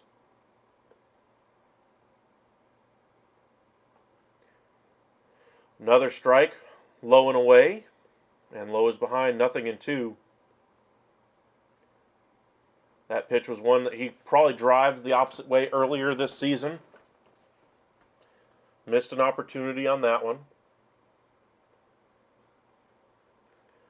And Nate Lowe does not get the bat off his shoulders, is called out on strikes there.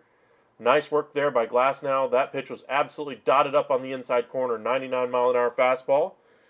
And we are through 2.5. Rangers 1, Rays nothing. Would like to have seen the Rangers take advantage more of these errors from Tampa Bay, but they do have their early lead. They do have their best pitcher on the mound. We'll see if they can take advantage of that side of things, but it will be Diaz, Arozarena, and Ramirez for the Rays in the bottom half of the 3rd inning. Let us know who you're rooting for. Hit that heart button in the chat if you're rooting for the Rangers. Hit that 100 button if you're rooting for the Tampa Bay Rays. Again, we'll have the Rays and Rangers Game 2 live tomorrow, so make sure you hit that subscribe button and like us as well. We really do appreciate that. Follow us on Twitter or X or whatever you want to call it nowadays, at UpsideSN as well. Thank you for the like. Appreciate that. Welcome back, Ryan. I hate Philly. Well, they're in the postseason once again.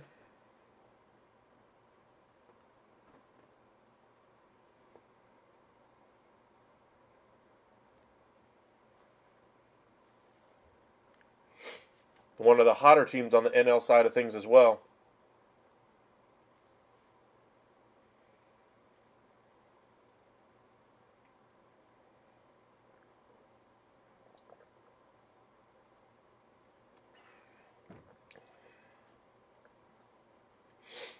Looks like we're about ready here in the bottom of the 3rd.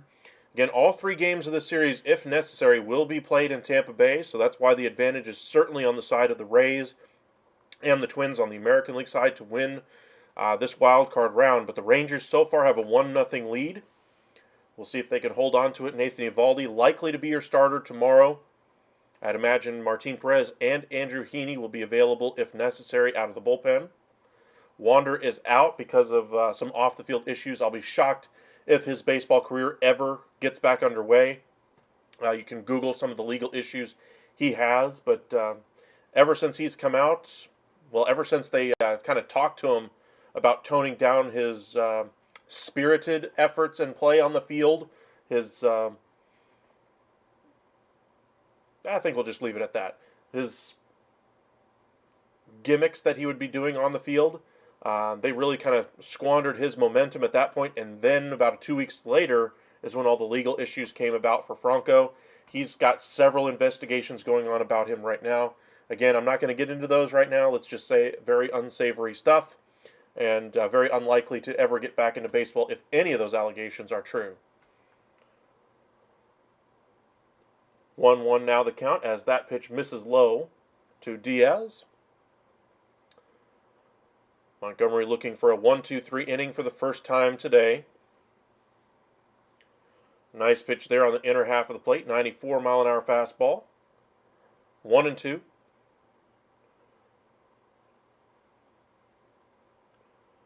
The AL batting champ, Yandy Diaz. That one finishes in the dirt, 2-2 now. Diaz with the highest batting average in franchise history as well. Not just in all of baseball this year, but in the entire organization's history. Nobody's hit over 330, so good on him. Remember, he came over from the Guardians in a trade a couple of years ago. Kind of a prospect for prospect type trade at that time. The 2-2 here from Montgomery. Fastball right on the inside corner, just absolutely painted it. Just great pitch there. Second strikeout of the day for Montgomery. First out of the inning. Arozarena, who got a base hit up the middle his first time up, is due next. Diaz was hoping to entice that inside or ball inside call, but that caught plenty of the plate. Curveball misses low, 1-0. Looks like the Rangers are trying to work low and away to Arozarena here early. Trying to stay out of his red zone.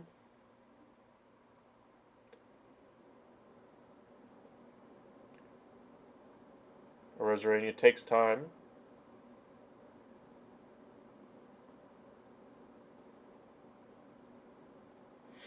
He didn't like something about that. 30th pitch coming from Montgomery. There's a strike on the inside corner, 93-mile-an-hour fastball. He's got that inside corner working to righties. And with this lineup holding nothing but righties except for the one switch hitter, gotta like where this is gotta like where you're getting that inside strike call so far and how you're able to locate that type of a pitch. Another curveball misses, 2-1. Curious to see if they go inside again with a fastball since he's having success locating it so far. Seems to be his best pitch is that fastball. And working with the curveball off of that. Changeup misses away, now 3-1. In danger of giving up his first walk of the game.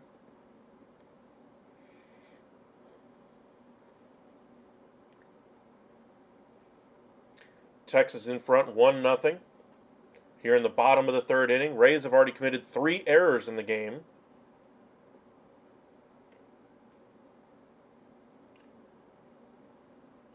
The 3-1 pitch.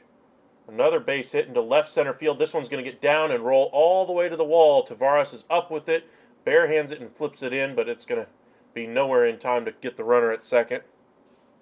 Arozarena has a single and a double. Early watch here for the cycle for Arozarena. Very nice approach there as they show flashbacks of his mom throwing out the first pitch from today's game. Gotta imagine this is a big one for him.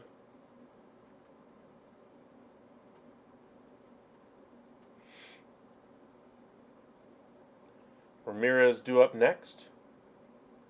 First pitch from Montgomery.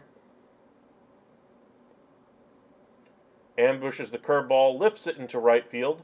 Going back on it is Garcia, running, still makes the catch there. And Arozarena will run on to third base. 2 outs though. Rays once again getting a runner here to third. But there are 2 outs in the inning, so just have to record the out here of Paredes.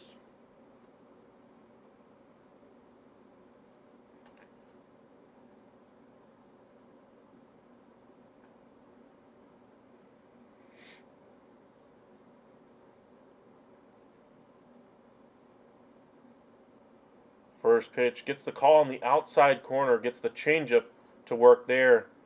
Hasn't gotten that call much so far on the outside corner, but gets the friendly call there. 0-1. That looked like it was probably a half-inch outside.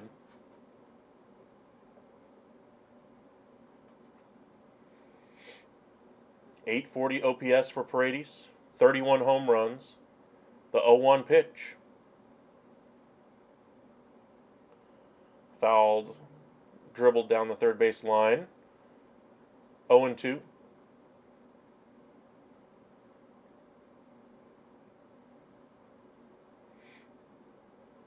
As they show the stat cast of all the home runs from Paredes, all of them have been pulled. None of them to the opposite way or the middle of the field. The 0-2 pitch. Curveball bounces. Nice block there by Jonah Heim, keeping it in front of him. He has struggled at times at that, but able to keep that one in front of him this time. 1-2 is the count. That one kind of bounced, going the opposite way on Jonah. Arozarena kind of dancing there off of third base. The 1-2 pitch. Popped up. First base side. Foul territory. Lowe has room and makes the catch. Third out of the inning. Rangers lead it after 3, 1-0 Texas. Wow.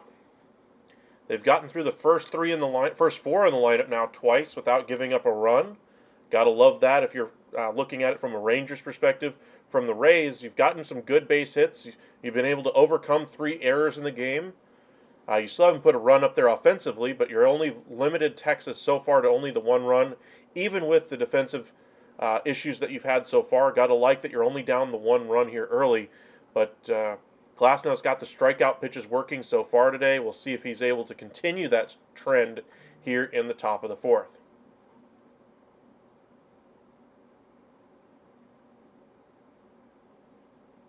And it's supposed to be 1-2. They had 2-1. Yeah, it was 1-2. It'll be Heim, Tavares, and Young for the Rangers. Carter in the hole on this one. Got a couple of stolen bases out of the bottom of this lineup early so far today. We'll see if they're able to get on base if they continue that trend of trying to take the extra base. And if they do decide to bring out a lefty out of the bullpen, I wonder if they decide to go with Mitch Garver instead of Robbie Grossman at that DH spot going forward. I think Grossman's in there primarily to work the count. That strategy worked well in his first at-bat, even with the strikeout. His second at-bat, only 1 pitch, though, so didn't work that one. Welcome in, Keith. Appreciate you joining us once again. Got 25 of you guys with us right now. Feel free to hit that hard if you're rooting for the Rangers. Hit the 100 if you're rooting for Tampa here today.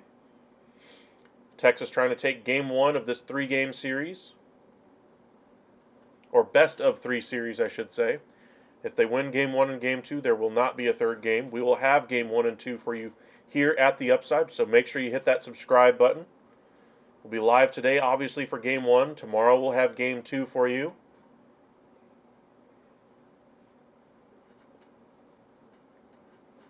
Game's moving quickly so far.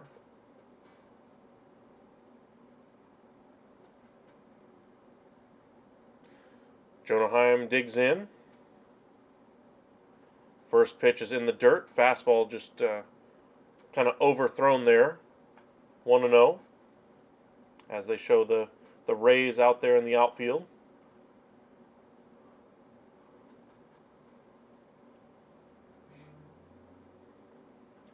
The 1-0 here to Jonah.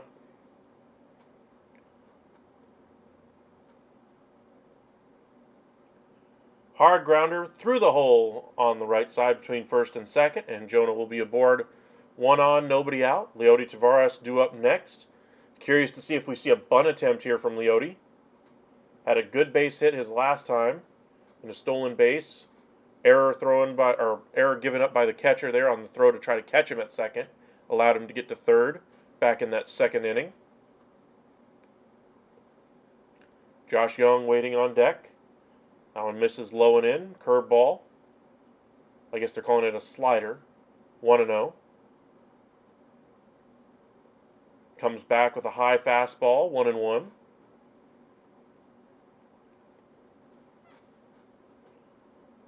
Remember, Tavares had quite the game earlier this season against the Rays. I believe he had 2 home runs in that game earlier this season.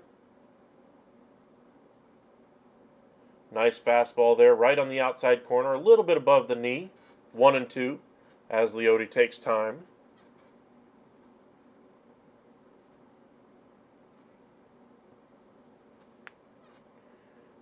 .98 up and in, just off the plate. Evens things up at 2-2. Up to 57 pitches so far for Glasnow. Curious to see how deep they allow him to go. My guess right now is he probably gets through the 6th best case scenario for the Rays. Nice curveball right on the inside corner, taken all the way there by Tavares, just hoping that one would come far enough inside to go for a ball, but it does not. That's going to go as the 6th strikeout now for Glasnow. He's had that strikeout pitch working today. 6 strikeouts and 3 1/3.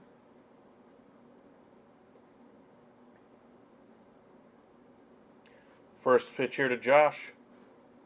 Fastball right down the middle, hammered into center, but right to Jose Siri. That'll go for the second out of the inning. Glass now unhappy with where that pitch finished. You can tell he was unhappy with the contact he allowed on that one, but the out is recorded nonetheless. Evan Carter due next. Had a walk back in the second inning and also stole a base. Has had some big moments, as I mentioned, since his call-up. 5 homers since his call-up in the middle of the month. Hard hit ball, right center field. This one's going to get down and go all the way to the wall. This should score at least one. And let's see if Carter goes for the triple. Nope, they stop him. They, for some reason, stop Jonah Heim. I don't know why. Carter's like, it's all right. Jonah's upset. He wanted to score on that one.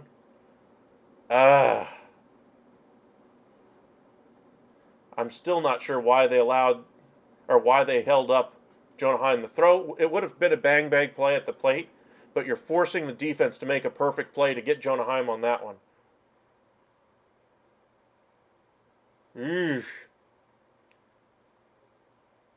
Looking at the replay from the opposite angle, looks like by the time the infielder got the throw from the outfielder, the cutoff throw, or the cutoff man anyway, Jonah Heim was only one step past the bag, so it would have been a bang-bang play, don't get me wrong. Probably would have had him by a step if it's a perfectly executed play, but that deep, hey, curveball on the outer half, just outside the zone, gets the call on that one. It's now 1-1 to Semien.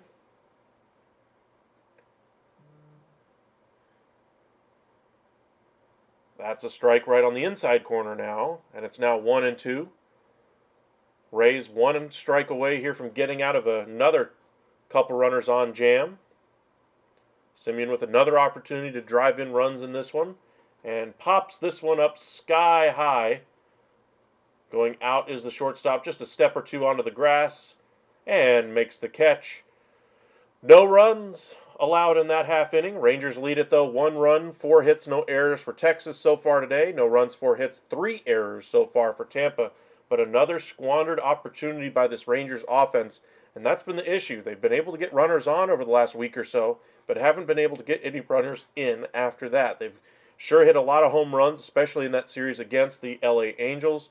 They tied a franchise record for 10 home runs in 2 games, but there was all solo home runs with the exception of one of them, and they just can't seem to get that big hit to get the runners in.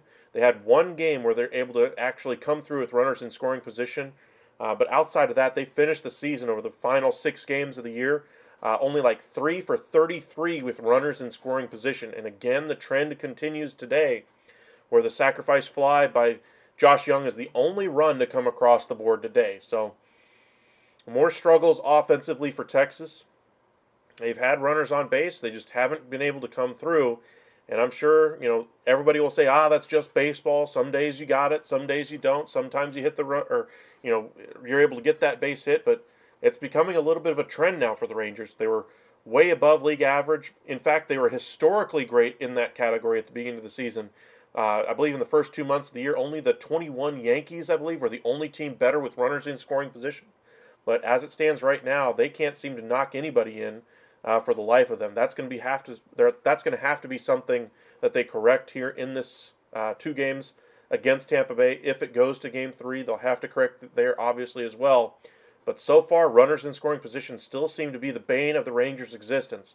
We'll see if they can correct that the rest of the way, as they speak with Bruce Bochy coming out of the top half of the 4th, going to the bottom half. Montgomery had that great defensive play to keep it a 1-0 game back in inning number 2 against Jose Siri on that bunt attempt, laying out and catching it right on the foul line between first and home plate, keeping the runner at third. And that's kind of your difference in the ball game right now, as the defense for the Rangers was able to come through with Jordan Montgomery. Meanwhile, the Rays have given up 3 errors. Even with the dominant pitching of Tyler Glasnow, the errors kind of have hit them a little bit, forcing him to throw a few more pitches than I'm sure the Rays would like. But Montgomery is coming out here for the bottom half of the 4th. Meade, Margot, and Walls due up. First pitch fast or sinker, they're calling it, right down Broadway. 0-1. Middle.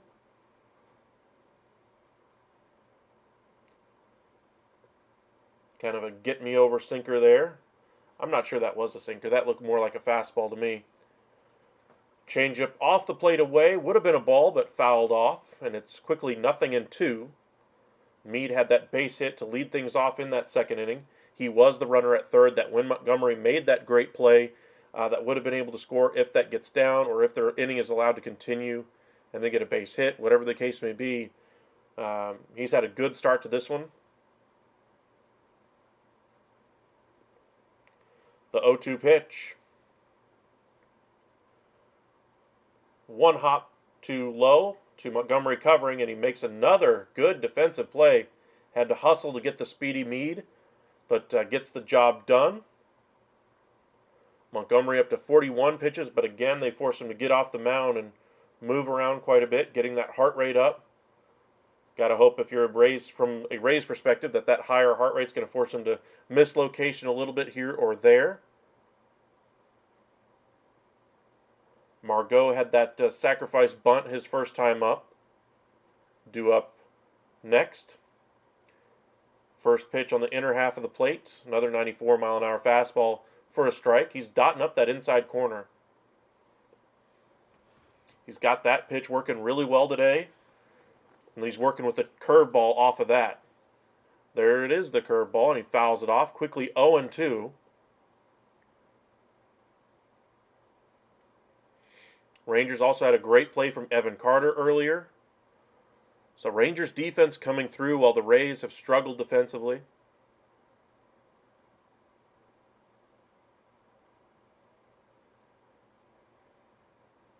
Oh, 0-2 pitch here to Margot. The set by Montgomery. And the pitch. Swing and a miss. Chases that one. Curveball down in the dirt. Was not very close. Did the backswing catch Jonah? Looks like they're going to call it. The backswing caught Jonah on that one.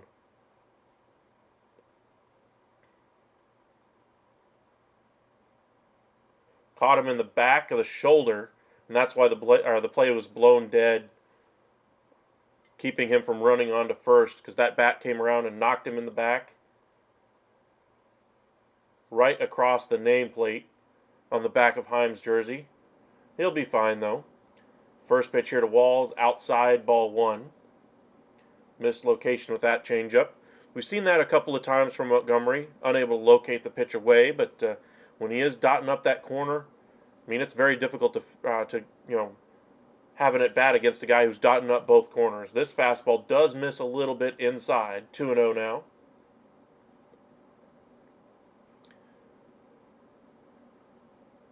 We'll see if Montgomery can work a 1-2-3 inning for the first time today. 2-0 here to the shortstop. Had a base hit his last time out. 94-mile-an-hour fastball on the inside corner. Nice play by Josh Young. Strong throw to first. Able to keep his toe on the bag is Nathaniel Lowe. We'll see if Tampa wants to review this one. Great play there by Josh Young, but poor throw, poor location on the throw in what was his first play of the game. His first postseason.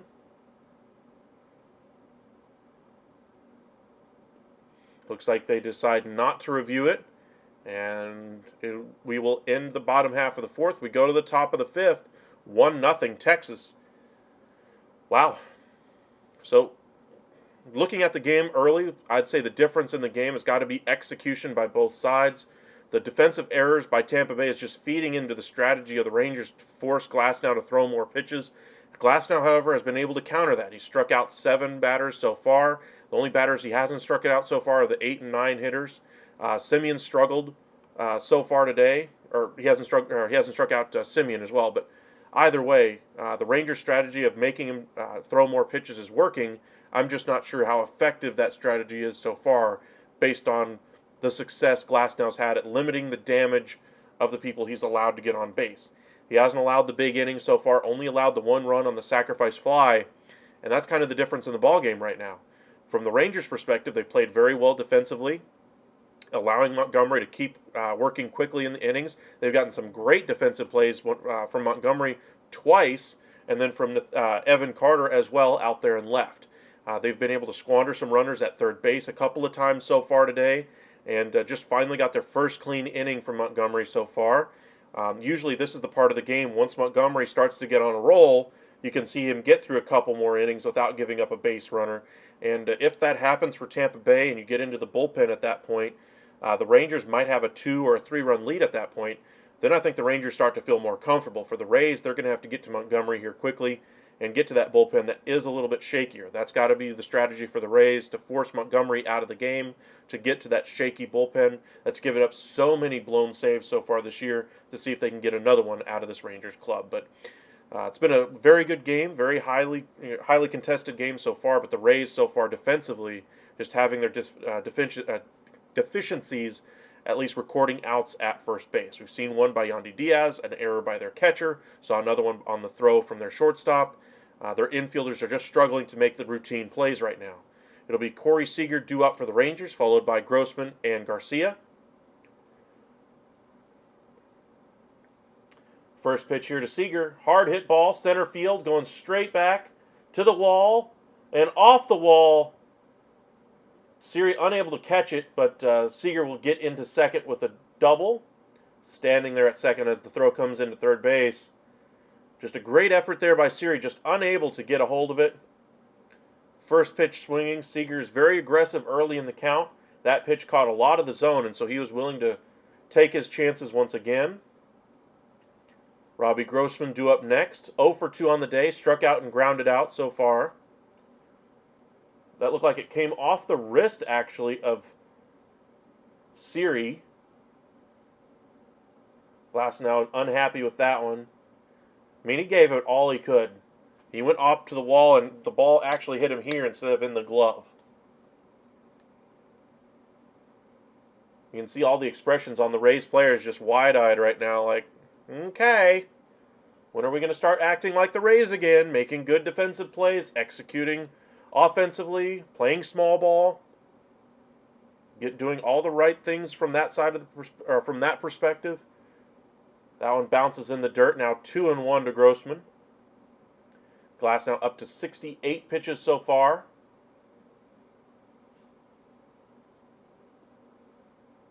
Swing and a miss on that one. 2-2 now.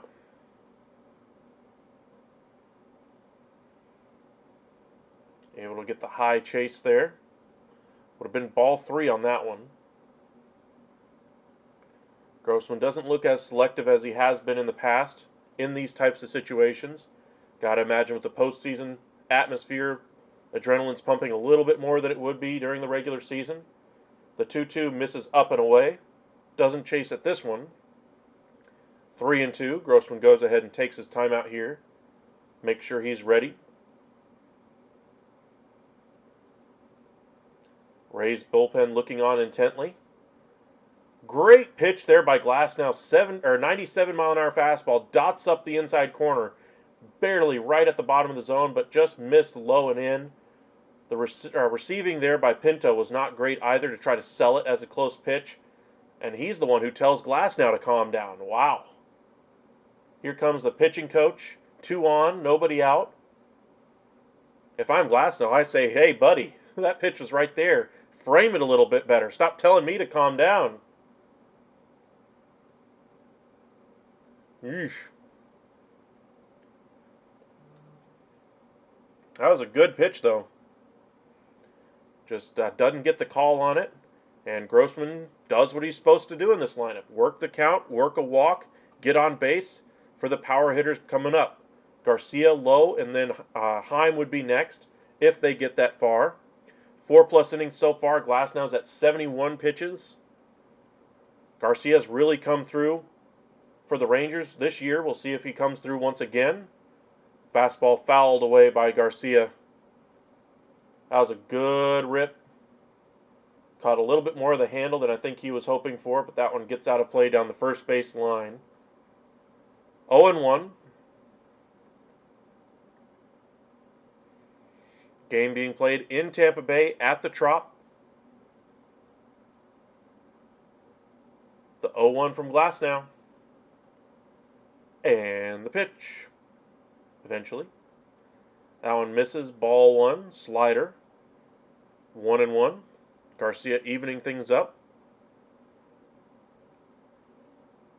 Rangers threatening here in the top of the fifth. Couple runners on. Nobody out. 1 run, 5 hits, no errors for Texas so far. No runs, 4 hits, 3 errors for Tampa.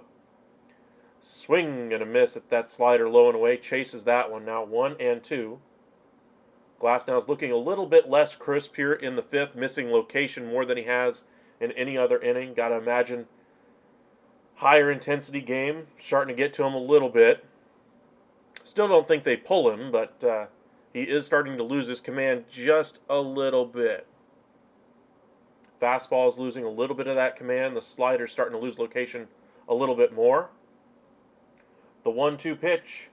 Off the Glasnow's hip, and everybody will be safe. They throw it to first anyway, but Garcia is safe. This is a scary moment here for Tampa. Is he okay is the biggest thing. Trainer is coming out along with the manager. Manager's already looking at his scorecard, seeing who he could end up bringing in here in a bases loaded, nobody out situation. That was a hard hit ball right back up the middle. Glasnow's kind of hunched over as he talks with the trainer.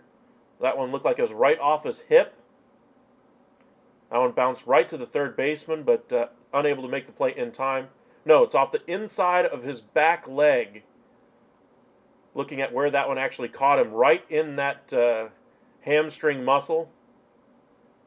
But it did catch him flush. 109, 110 off the bat for Garcia. We'll see if he is okay. Deep breath, throw. Looks like Glasnow's fine. No grimace when he's throwing there. They're going to allow him to throw a couple. We've seen a couple of times so far today, one by each side, that the pitchers had to throw a couple of warm-up pitches after a scary defensive play for them. Rangers had it with Jordan Montgomery when he had a full layout to catch that bunt attempt by Jose Siri early. Looks like Kevin Cash is very happy that his starter is okay. But it is bases loaded either way. Nobody out here in the fifth inning, and Nathaniel Lowe due up. Nathaniel Lowe has been able to work walks in the past, likes to work the count, but there's nowhere to put him right now. He has hit into quite a few double plays, so from the Rays' perspective, are they going to go ahead and concede the run at the plate and play for the double play, or are they going to try to cut down the runner at the plate? First pitch here is in the dirt, ball 1. Smash that heart button if you're having a good time. It's 1-0 in a playoff game. Good block there by Pinto. Rangers with an opportunity to steal game 1 here in Tampa Bay. Best of 3 series, all 3 games, if necessary, will be played in Tampa. The 1-0.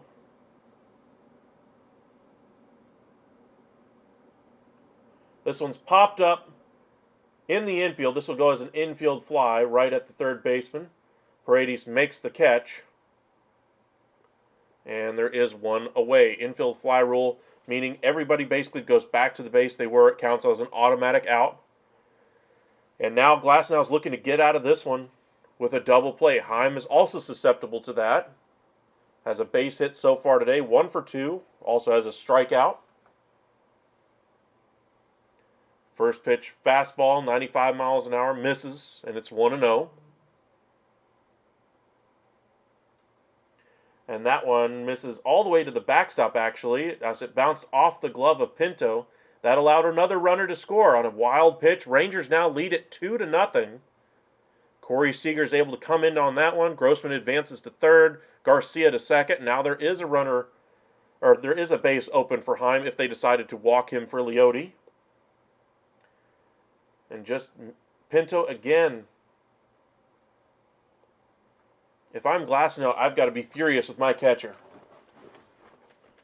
Cost me a strikeout earlier. Had a good block a couple of pitches ago, but this one just right off of his glove.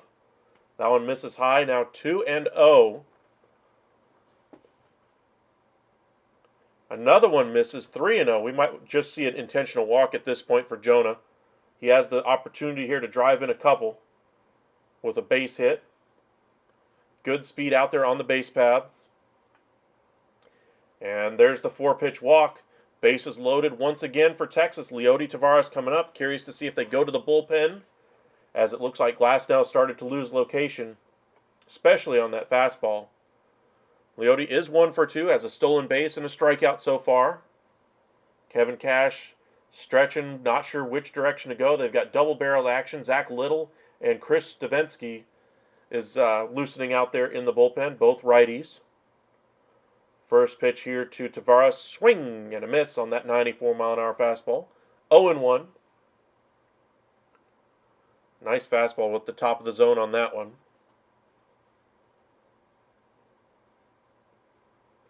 Goes ahead and takes time here.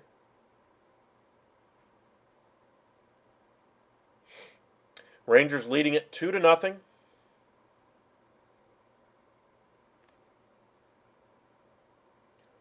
Three errors in the game for Tampa so far.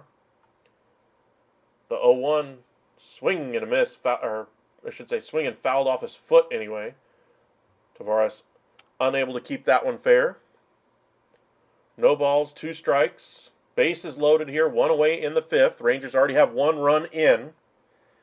Looking to extend their lead. Glasnow looking like he's starting to run out of energy at 83 pitches so far. I think best case scenario now is that Glasnow gets out of this inning, and that'll probably be it for him. The 0-2 pitch. Swing and a miss. And that's going to be the third strike against Taveras for the second out of the inning. And Josh Young due up. Young has ambushed this count early. The last couple of times he's been up there, had the sacrifice fly to right in his first at-bat, hammered a ball to center field, but right at Siri his last time up. The curveball here misses low, 1-0 to Josh Young. He is susceptible to chasing the low and away pitch. That was one such pitch, but was able to lay off. Not so much this time as he swings and misses at that slider, 1-1.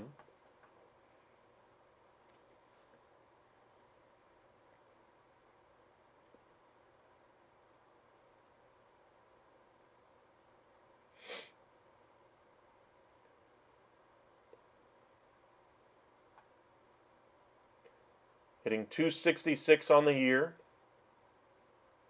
The 1-1 pitch. Another swing and a miss. That one was really close to the bottom of the zone, but still would have been a ball. Young still has not seen a strike in this at-bat, yet he trails in the count 1-2. Bases loaded here. Rays fans swirling their towels around. Another swing and a miss.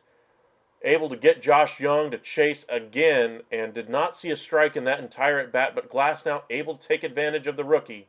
And we'll see if they work on that in the offseason to get him to stop chasing at that pitch low and away. But either way, Texas is able to add 1 on the board. They would love to have added more with the opportunities that they have, but once again, squander it, unable to get the runner in. Again, go 0 with runners in scoring position. It's 2 runs, 6 hits, no errors for Texas so far today. No runs, 4 hits, 3 errors for the Rays. As we go to the bottom of the 5th, Montgomery will face Siri, Pinto, and Diaz here in the bottom of the 5th. I'll be shocked if Glasnow comes back out for the 6th at this point. I think he's pretty much at his limit. Rangers have really done their job making him work. In fact, just to kind of give you an idea of where they are at, Glasnow 5 innings, 6 hits, 3 walks, 8 strikeouts, has given up 2 earned runs, and he's thrown 88 pitches. He could come out, I suppose, and throw 1 more inning based on his pitch count, but the pitches he's throwing right now are high leverage pitches right now, and he's been able to execute. Don't get me wrong, but I think it'd be asking a little much to have Glasnow come back out here in the top of the 6th.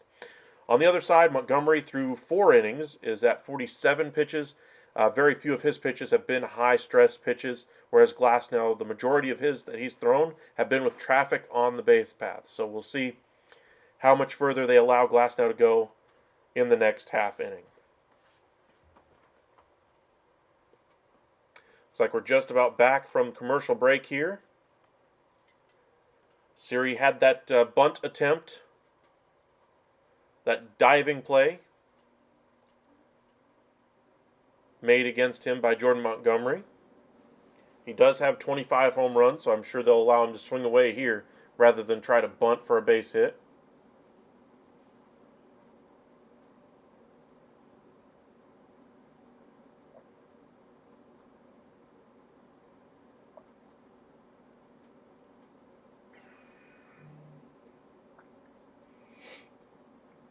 Looks like the Blue Jays and Twins are about to get underway.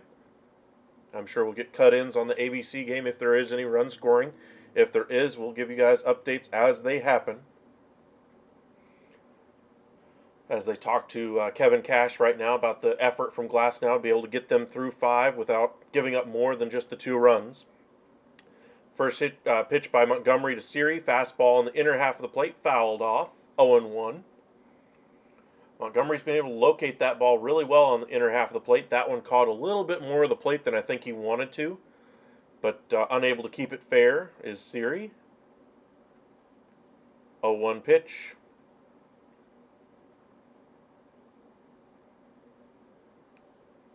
Curveball here at the bottom of the zone. Popped up in the air. Foul territory coming over is low. He has plenty of room once again, and another foul out. Another quick at bat. Be up to Pinto next. 1 away here in the bottom of the 5th. 4 1/3 so far for Montgomery. 3 strikeouts. Has yet to give up a run. He's been everything the Rangers could have hoped for in this one so far. Diaz waiting on deck. First pitch to Pinto. Strike 1 in the outer half of the plate.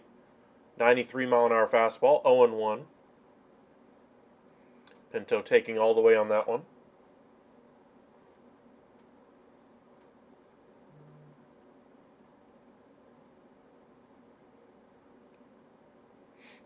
Changeup misses there, and it evens the count. 1 ball and 1 strike. He's missed a few times away with that changeup, but when he is able to locate it, it has proven to be an effective pitch. More often than not, though, he has been missing with it.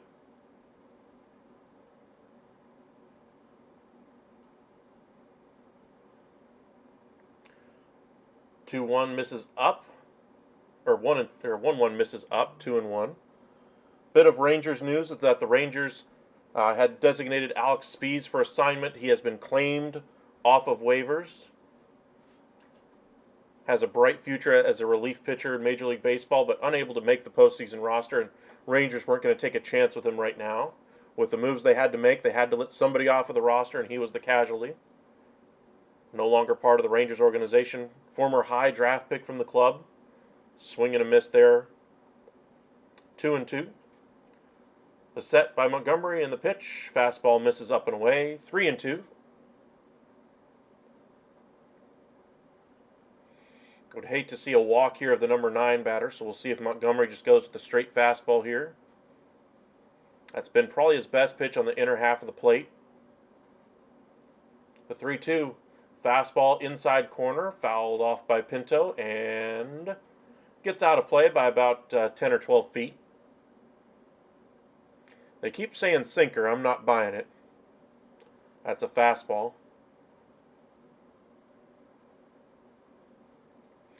We'll do the 3-2 here again.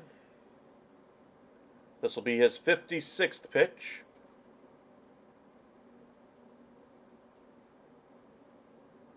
The 3-2. Below the zone, tapped out there to short. Seager up with it and makes a strong throw to first, and Pinto is the second out of the inning.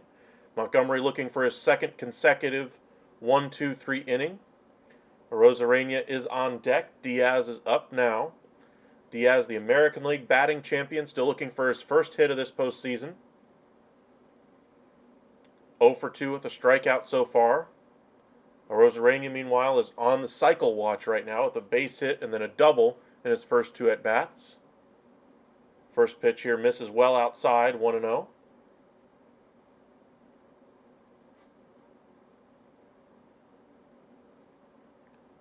"22 home runs on the season for Diaz. Another fastball misses low and away. Now 2-0 to Diaz. One of the more dangerous hitters in this lineup. His progression this year is really one of the biggest reasons why they were off to such a great start this season. One of the few bats that's been able to stay consistent all year for them as well. The 2-0 pitch. Fastball right down Broadway, lifted high into the air. Going back is Tavares on the track. Stops, turns, and makes the catch for the 3rd out of the inning. Gave it a ride, but just not to the right part of the ballpark. And through 5, Rangers lead it 2 runs, 6 hits, no errors for Texas, no runs, 4 hits, 3 errors for Tampa. It'll be Carter, Semien, and Seager in the top half of the 6th. We'll see if Glasnow comes out of the game or if he still remains in there for the Tampa Bay Rays. But either way, he's done a great job keeping it at 2-0. Rangers once again have really squandered a lot of opportunities so far. It should not be a 2-run ball game, but here we are. Rangers not getting in those not getting base hits with runners in scoring position. That's something they've struggled with for the majority of the second half of the year. Something they were all whirled at in the first half and just haven't been able to correct that issue as of yet.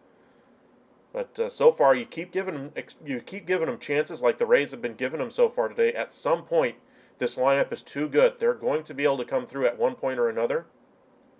And they can still use Mitch Garver as a pinch hitter. Say that Carter gets on base, Semien finally gets a base hit. They get one of the first 2 batters here in this one, and then you could see Mitch Garver come in as a pinch hitter for Robbie Grossman.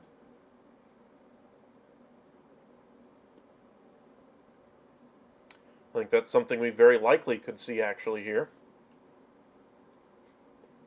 Grossman did his job today. The strikeout where he took a lot of pitches. The one at bat where he didn't really do his job was the first pitch ground out to first base. Worked a walk in his final at bat. Finishes, if he does indeed come out, finishes the day 0 for 2 with a walk and a strikeout. But that's exactly what they were hoping for out of him, just to work the count against Glasnow, and he's done that. They show some of the highlights from the last half inning against Glasnow. That hard hit ball by Seager into center off the wrist of Jose Siri goes for a double. The one off the hip of Glasnow, loading the bases. The wild pitch, allowing the run to score. And it does look like Glasnow is going to stay out there. A little curious they're not going to the bullpen. He has been effective as far as throwing strikes, but they really made him work the last inning. First pitch here to Carter. Misses. Ball 1. Carter has reached both times he's been up, a walk and a double. Also has a stolen base. Curveball just did not curve on that one. The 1-0 pitch. This one's tapped foul on that slider, 1-1. Takes time here. Again, he had 5 home runs during the regular season, finished it with a .306 batting average in only like 15 or so games.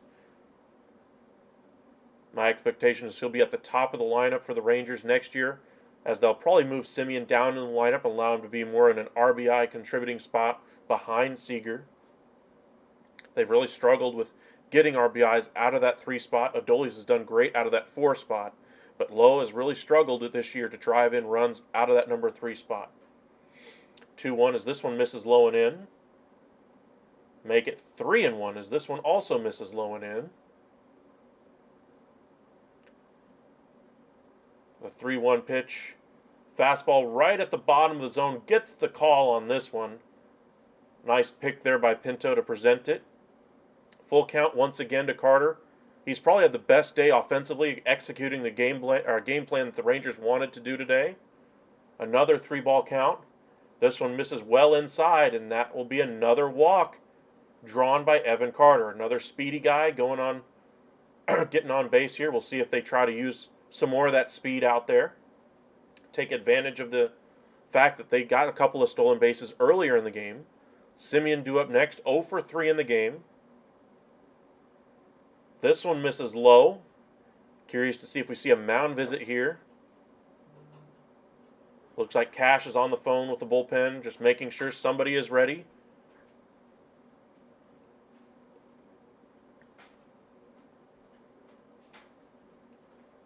Another one finishes below the zone. Curveball, not even close. 2-0.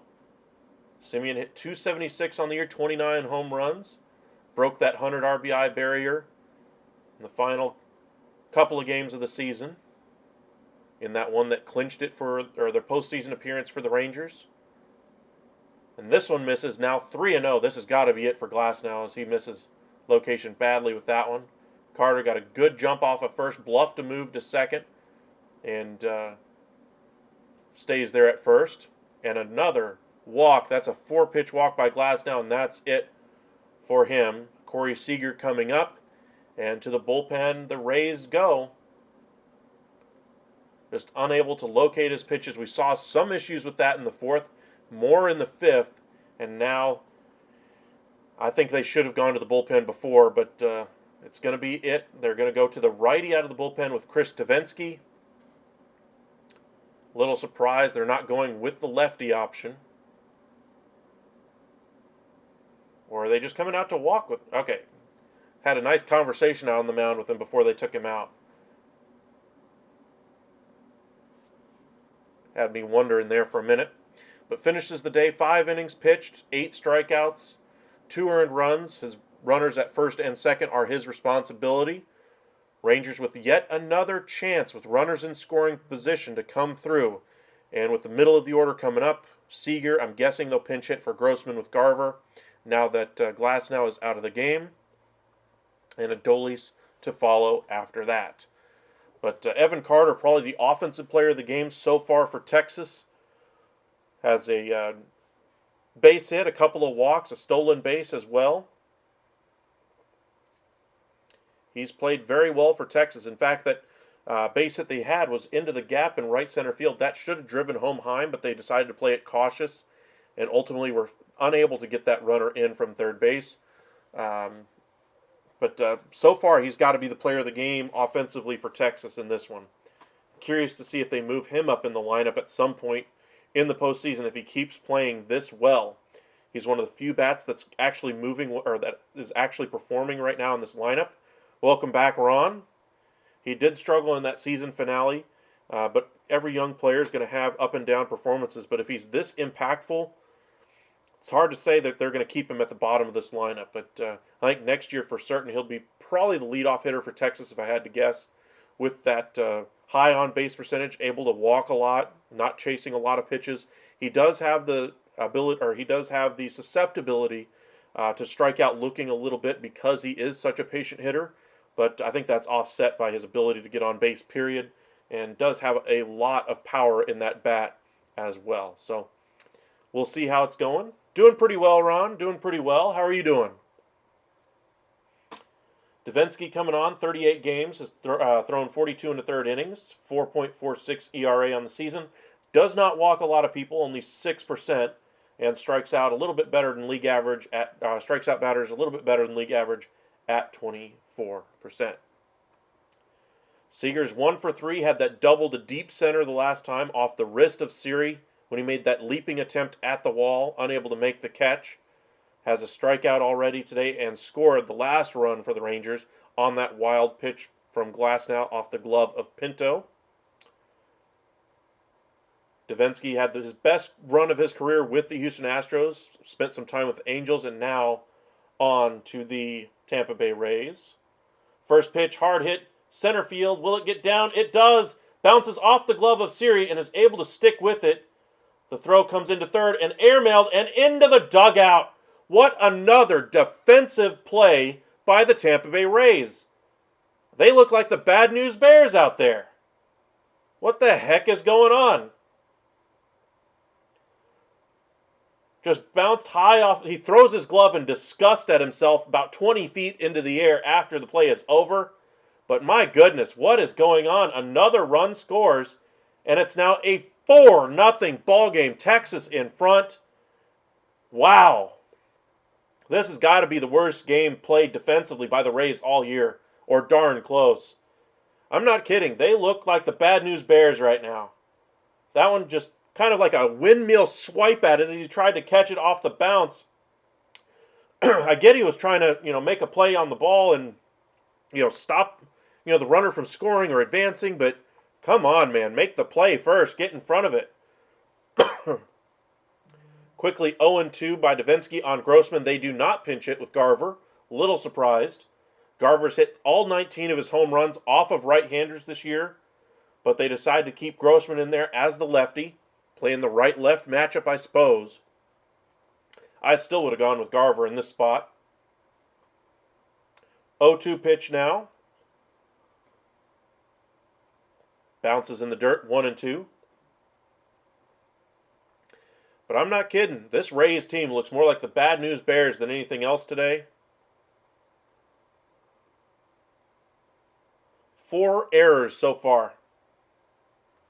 Another one in the dirt. 2-2. The 2-2 here is popped up left field. It's going to be another sacrifice fly situation. Bluffed attempt here as Seager stays there at third.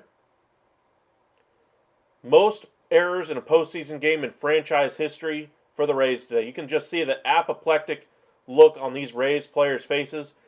I love Yandy Diaz's face. His eyes are like this big around in disbelief at how they're playing today. Jose Siri, very demonstrative out there in center field. Couldn't have a more disgusted look on his face. As this one bounces in there to Adolis, 1-0. Rangers with a chance to go up 5-0 with a runner on third. First batter here was unable to drive him in. We'll see if Adolis can come through. Swing and a miss. 1-1 now. Devenski working quickly. The set and the pitch. Fouled off. 1-2 now the count. As I said, Devenski had his best run of success with that Houston Astros team as a multi-inning reliever out of that bullpen in some of those early years of success for the Astros as they climbed up into contention and ultimately got them to a World Series. This one finishes well high, 2-2 here to Adolis. Garcia looking for his first RBI here of this postseason. The 2-2. Little dribbler to third. This will keep Seager at third base, though. And Garcia unable to drive in the run. Nice work by Devenski to keep the runner there at third base from scoring so far. Got to do it for one more hitter, though, with Nathaniel Lowe coming up. Takes ball one here, 1-0.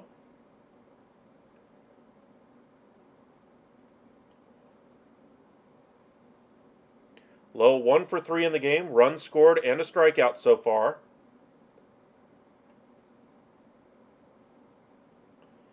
And once again, the Rangers don't come through with runners in scoring position as he grounds out to first base. Yandy Diaz making the play over to Devenski. And just the Rangers taking advantage of the bad defensive play by the Tampa Bay Rays. Lead it 4-0. 4 runs, 7 hits, no errors for the Texas Rangers. And no runs, 4 hits, and 4 errors in the game.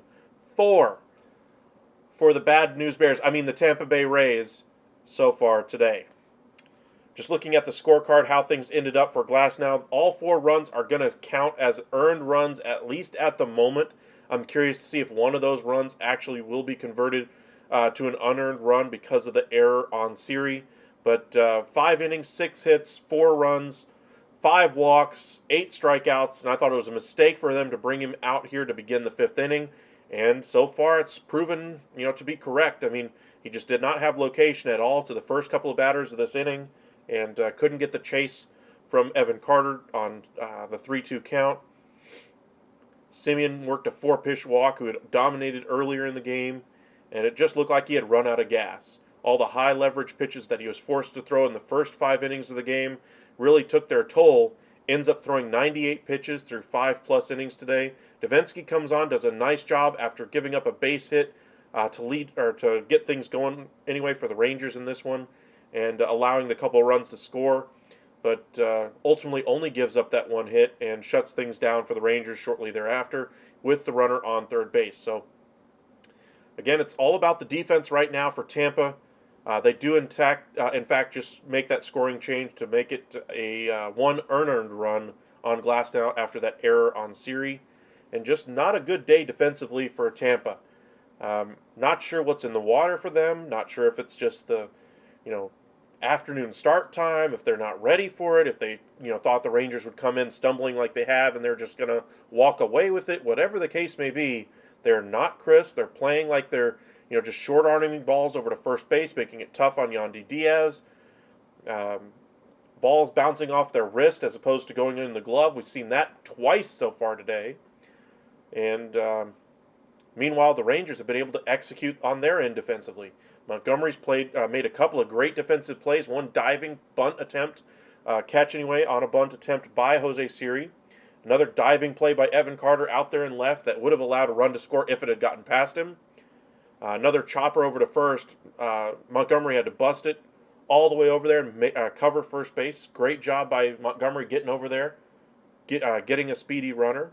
But the Rangers have made the plays today, while the Rays can't get out of their own way. Rosarena is due up first here against Montgomery. Strike one there. Has a single and a double today, as that pitch misses high, 1-1.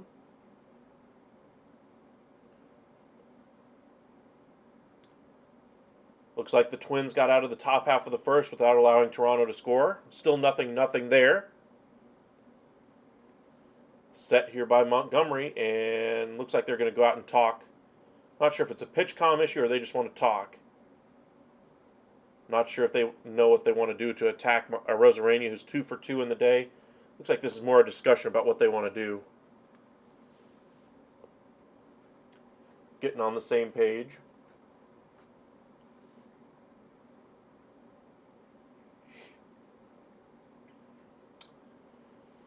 Rosarena digs back in.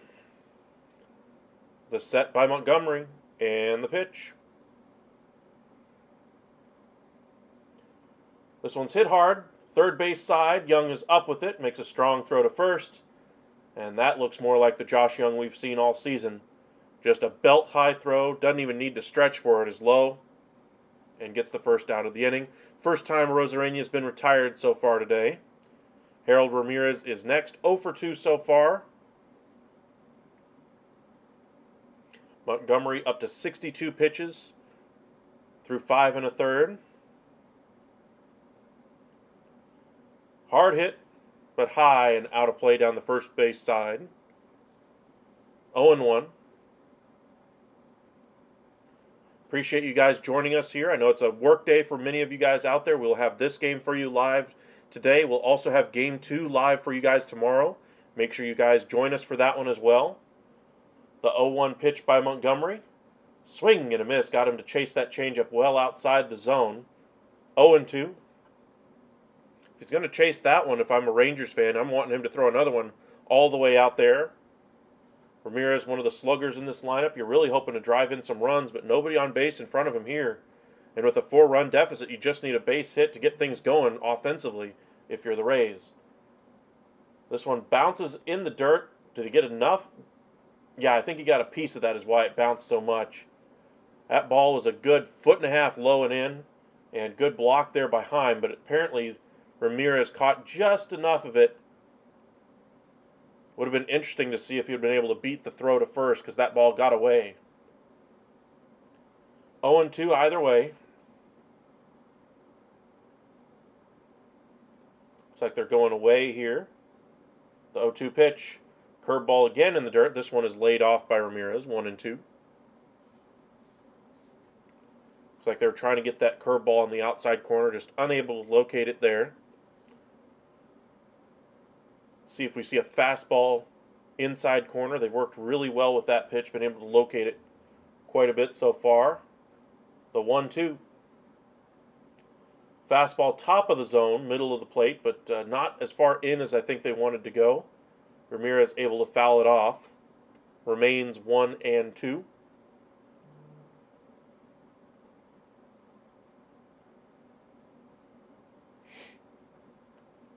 The set and the pitch.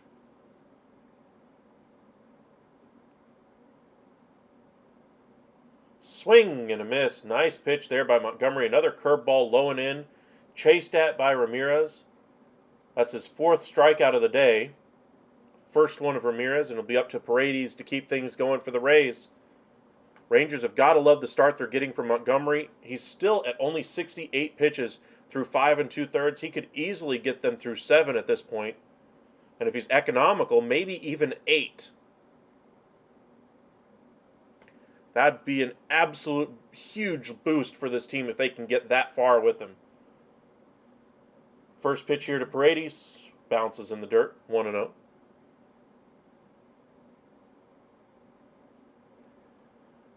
Eric, I'm still wondering why we haven't woken the Kraken yet. Great base hits throughout the game, but nothing into the rafters. We got to put the game away. I agree, but it's about getting hits with runners in scoring position. And they've struggled with that so far, but it's 4-0. Gotta love it if you're a Rangers fan that you're at least in front 4-0 with the defensive gaffes the Tampa Bay Rays have had, but you've had your opportunities, a lot of runners on, but no big hits yet. We've seen one hit. That's it. 1-1 here. Nice sinker right at the bottom of the zone, swung at and missed by Paredes. Now 1-2. Montgomery looking for his 5th strikeout here. Montgomery in a little bit of a groove the last couple innings. 1, 2, 3 innings in both the 4th and the 5th, looking for his 3rd consecutive 1, 2, 3 inning. Time here by Paredes.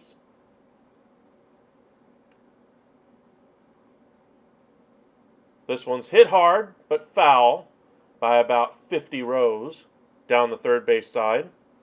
Remains 1-2. Check in on that Twins game here in just a moment after this half inning.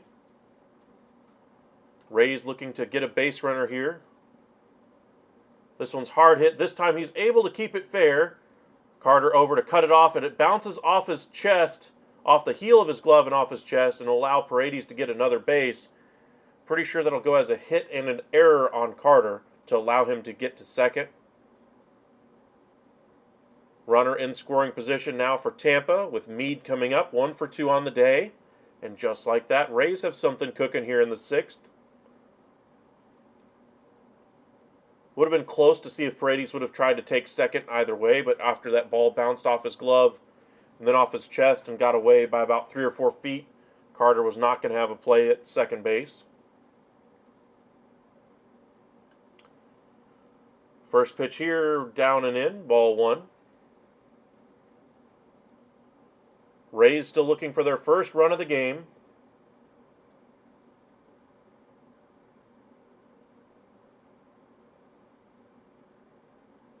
The set by Montgomery. And the pitch. Little tapper out to third. Young makes a strong throw once again over to first, and that'll end it here in the 6th.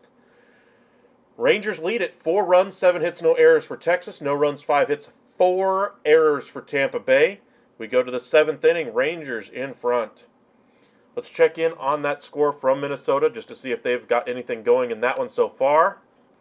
And looks like we just got it. Wow.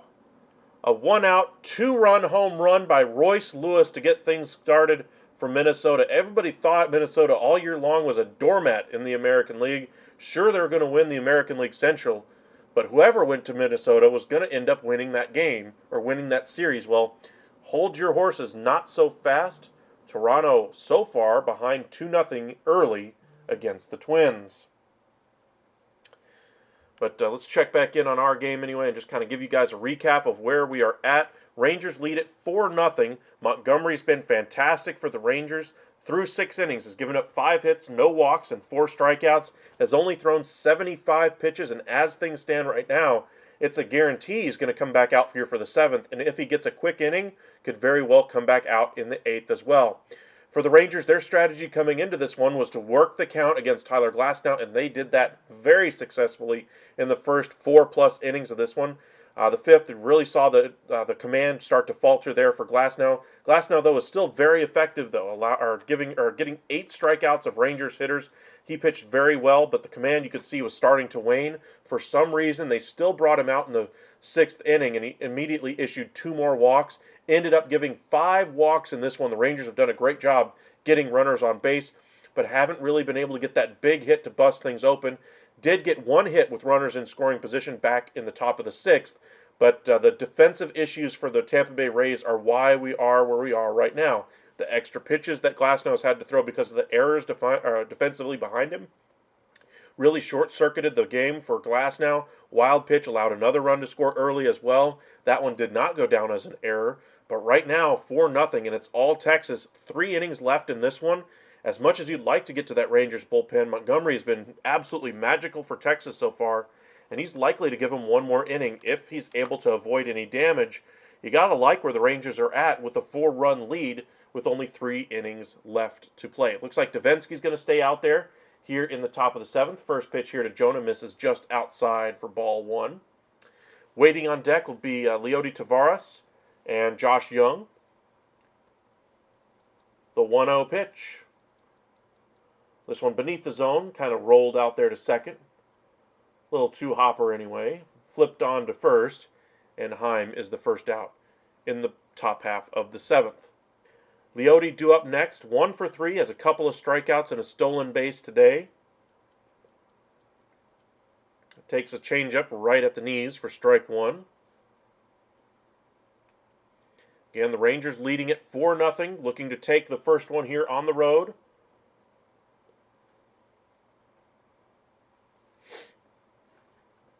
Another changeup, this one a little bit lower, and it's 1-1.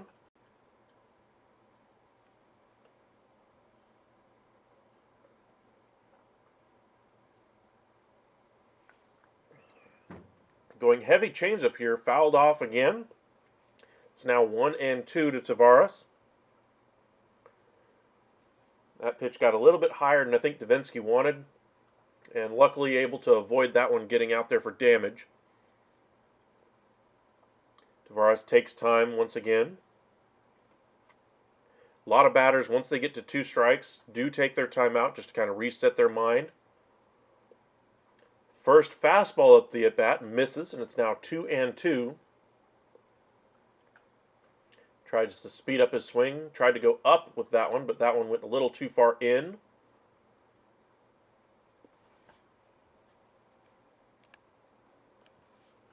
The 2-2 pitch. Hard hit, left field. Going back on it is Rosarena on the track, but has room and makes the play. Nice work there by Rosarena, keeping that one without having to flip his shoulders. Looked like he was going to have to flip them, but as they show the replay of the Royce Lewis home run in that Twins game, hit that one out to left. He's been fantastic for them. He looks like a superstar for the Twins in the making. I think he's had like 3 grand slams so far this year. Josh Young due up. 2 outs here in the top half of the 7th. First pitch strike on the outside corner. That one misses well outside, low and away, trying to entice a chase there. 1-1. Tough call right there at the knees, changeup, and it's 1-2. Young got the first run across the plate here earlier today, had that sacrifice fly out to right. This is the lowest he's been in the lineup so far this season for Texas. Another changeup here from Davinsky. This one's hit hard, but right at the shortstop. Makes a strong throw to first, and that'll do things here in the top half of the 7th. We go to the bottom of the 7th. Rangers in front 4-0. It'll be Margot, Walls, and Siri for Tampa. And I imagine Montgomery will still be out there as he's only at 75 pitches so far. Let us know in the comments section what you guys think of the game so far. If you're a Tampa Bay fan, smash that 100 button. See if you can get a rally. If you're a Ranger fan, hit that heart. Let us know you're watching. Hit that like and subscribe if you haven't already. Really appreciate you guys joining us on a work day on a Tuesday, 2 o'clock in the afternoon. Wildcard playoff games are sometimes at odd times, and that's what we got here for Texas and Tampa Bay. We'll have Game 2 tomorrow at 2 o'clock as well. Make sure you join us for that one. Follow us on Twitter or X or whatever you want to call it. Whenever we do go live, we'll post that video there as well.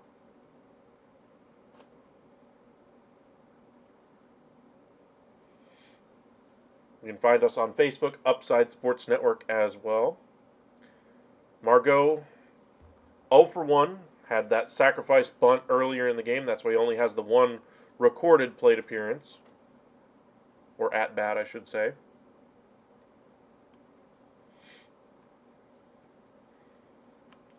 They do have quite a few guys off the bench that they can go to, though. Not sure if they would. Thought they might go with Lowe at some point in this game. Once they go to a righty out of the bullpen for Texas. But as it stands right now, with the lefty still on the mound, they're not going to go with these lefties out of that bench area anyway. So Lowe, Tapia, Aranda are not going to get into this one unless Montgomery comes out. Again, Eovaldi likely to be the starter tomorrow. However, the success Heaney has had and Perez has had as of late for the Rangers out of that bullpen could lead them to go with that same type of strategy that they had here in Game 1, with the lefty forcing them to keep their better hitters on the bench and use an almost all righty lineup so far. There's only one switch hitter in there in Walls. Looks like we're about ready here in the bottom of the 7th. Montgomery, Walls, and Siri-Do. Montgomery starts the inning with 75 pitches thrown so far. Tampa Bay Rays fan Dick Vitale in attendance as always.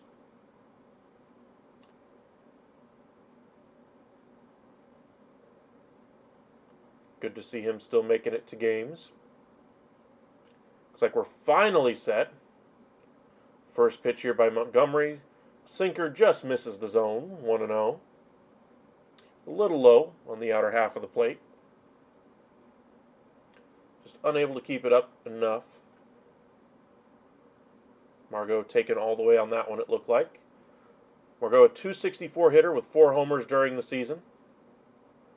That one misses away again. It's quickly 2-0.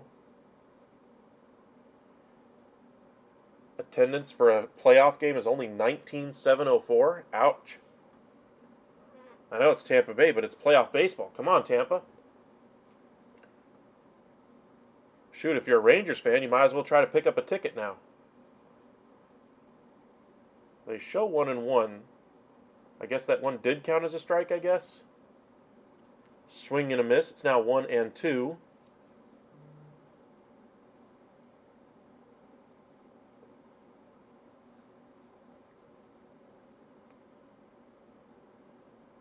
The set by Montgomery and the pitch. Hard hit. Nice stabbing play at it by Josh Young. And again, an example of why he is my best third baseman defensively in the game. Not saying with a hyperbole. He has been absolutely dependable over there since the day he suited up for the Rangers at third base. He has absolutely gobbled up just about everything that's hit over to him. He's fantastic over there. Makes a nice leaping catch at that one. I say leaping, kind of. Yeah, I guess it was a leap. He was in midair when he made the catch anyway. Ball 1, low and in. Walls 1 for 2 on the day. Swing and a miss at that changeup right at the knees. 1-1. Montgomery looking for another 1-2-3 inning.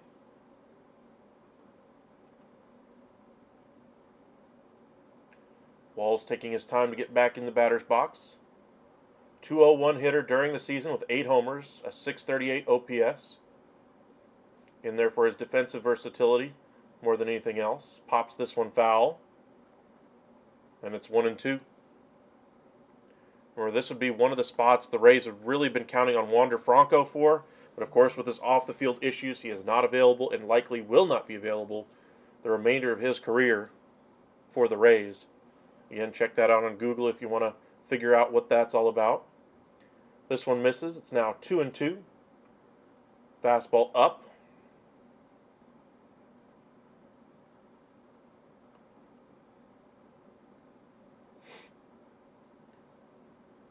Tampa looking for some more playoff success than they've seen in recent memory. They made it to the World Series one time in the last 4 years. This one blooped over the head of Seager and just getting out there for a base hit for the Rays. 1 on, 1 out. Jose Siri-Do up. Montgomery up to 84 pitches. That one just got over the head of Corey Seager by about maybe 3 or 4 inches. Kind of a looping line drive. First pitch misses inside. Montgomery's looked like he's starting to lose location a little bit here in the 7th. Starting to miss with that location on the inside part of the plate. It's the first time they've really gone back to the inside portion of the plate in a while. A little bit surprised because that's where they were having a lot of success early in the game. They're still trying to hit that outside corner with that changeup. This one is a perfect one. Gets the call, 1-1.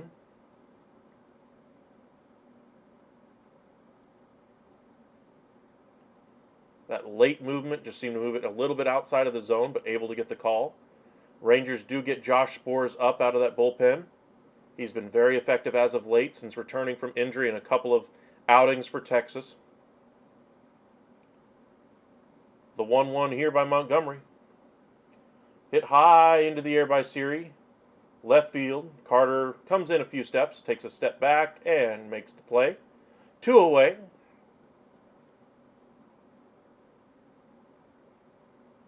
Up to 87 pitches now.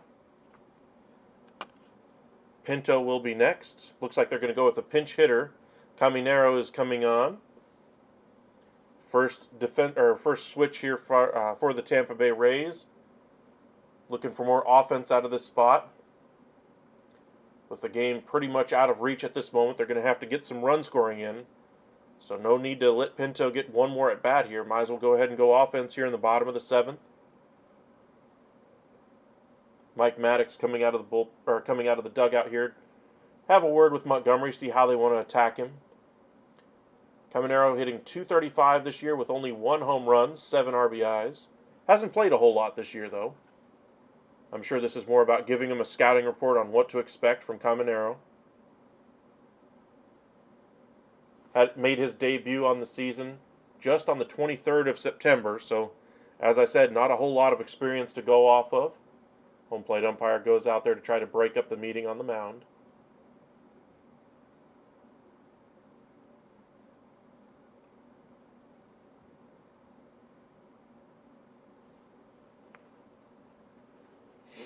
Again, Rays going with a pinch hitter here, trailing 4-0 in the bottom of the 7th.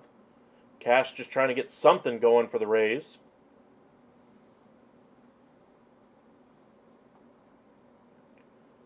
First pitch curveball misses low, 1-0. Sure, with a young hitter up there, they're going to try to see if they can get him to chase early here. See if they can get ahead. That curveball, though, just wasn't quite competitive enough.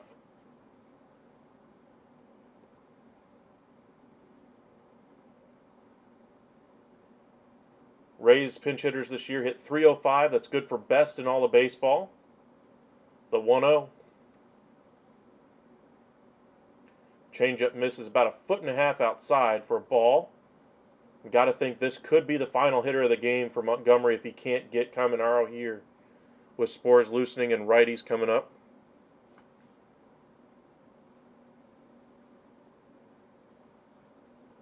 Pitch count up to 90 now, as this one's fouled off.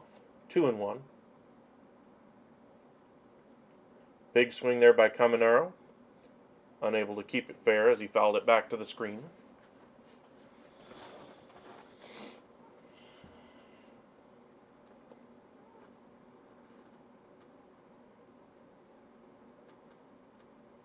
The 2-1 here by Montgomery.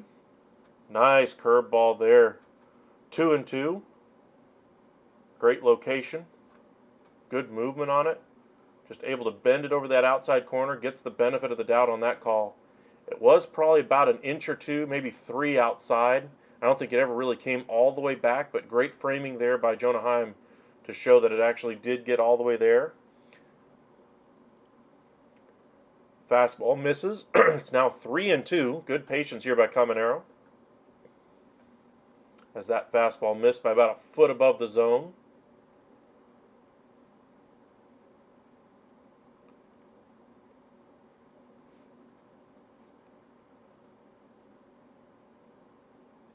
Rangers leading it 4-0. The set by Montgomery. And the pitch. Curveball right on the outside corner, swung at and missed by Caminero. And that's got to do it for Montgomery there. Fantastic outing by the Rangers starter here. When all their injuries and their starting staff this year, Montgomery's been the guy they've really relied on, and he is fired up after that strikeout. Great defensive plays for the Rangers today. Great pitching for Montgomery. and 7 scoreless innings out of the Rangers starter. Rangers go to the top of the 8th, leading 4-0. 4 runs, 7 hits, 1 error for Texas. No runs, 6 hits, 4 errors for the Rays. And Rangers looking to finish this one off. They're going to have to rely on that shaky bullpen. I imagine they're probably going to go with a righty out of the bullpen, with righties at the top of the lineup coming up. Could be Spores, could be Leclerc. They could go with a lefty, Smith or Chapman. I imagine they're probably going to go with Chapman or Smith in the 9th. If I had to put money on it, I'd probably guess they're going to go with either Spores or Leclerc in the 8th, with righties in the top half of that lineup. Jake Diekman is going to come on here for the Rays. Another postseason performer from the past anyway. Had some good years with the Texas Rangers. Philadelphia Phillies as well before that.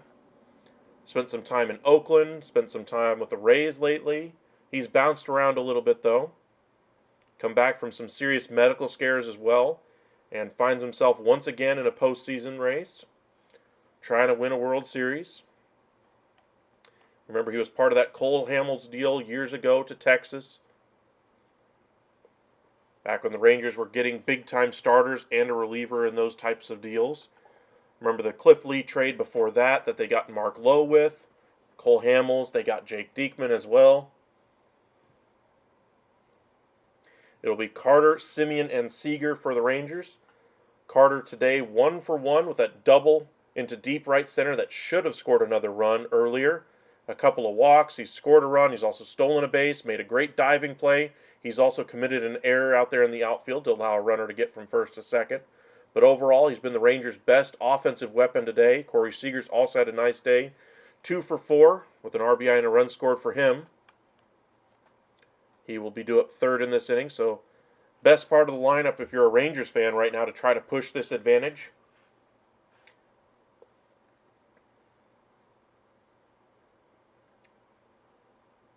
First pitch here from Diekman, misses inside, 95-mile-an-hour fastball.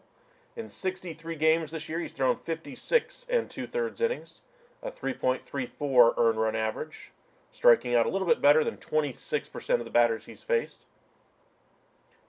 Another fastball here right at the bottom of the zone. New catcher right now is Christian Bethancourt coming on for the Rays. 1-1 now to Carter. Got 32 of you guys. Make sure you guys hit that like and subscribe. Nice sweeping curveball, I guess you'd call it, or a slider. They're calling it a sweeper either way. Finds the zone, 1-2 here. Tough at bat here for Carter against this type of lefty. Doesn't have a lot of experience against lefties like this. He goes ahead and takes time. 1-2. The set by Diekman. And the pitch. Fouled off. 1-2 it remains.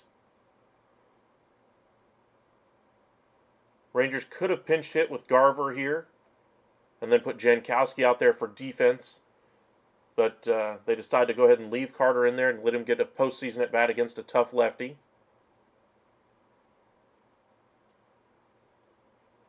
The 1-2 here by Diekman once again. This one's tapped to first off the wrist of Diaz, and this one gets through. This will go as a base hit, I'm guessing.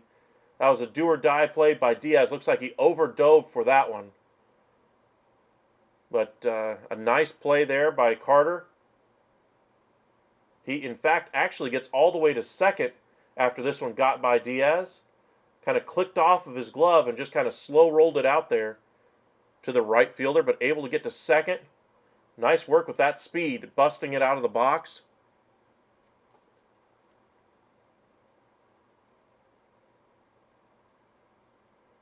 Marcus Semien due next. 0 for 3 with a walk and a run scored his last time up. And again, ambushes the first pitch here. Lifts it out to shallow right. Making the play is Ramirez, I believe.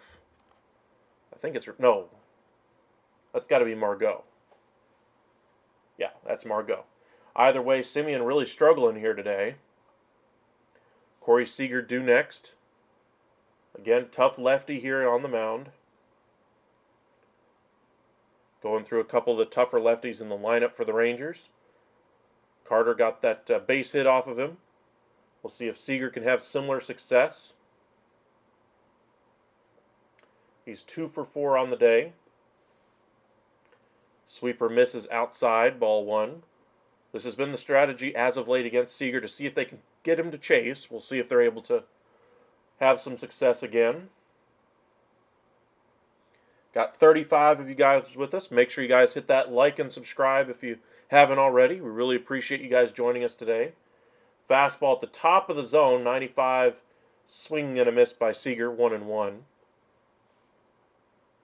Seager finished the year second in batting average, on-base percentage, slugging, and OPS.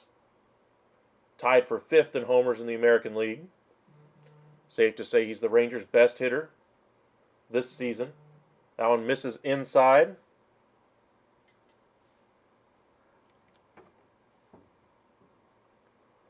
Two and one.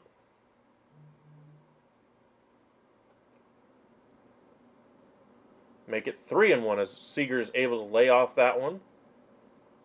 Fastball low and away.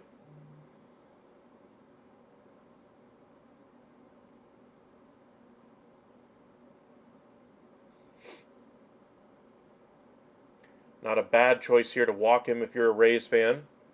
Would put the double play in order at least, and you don't give up a big time hit here to the Rangers' best hitter in the lineup.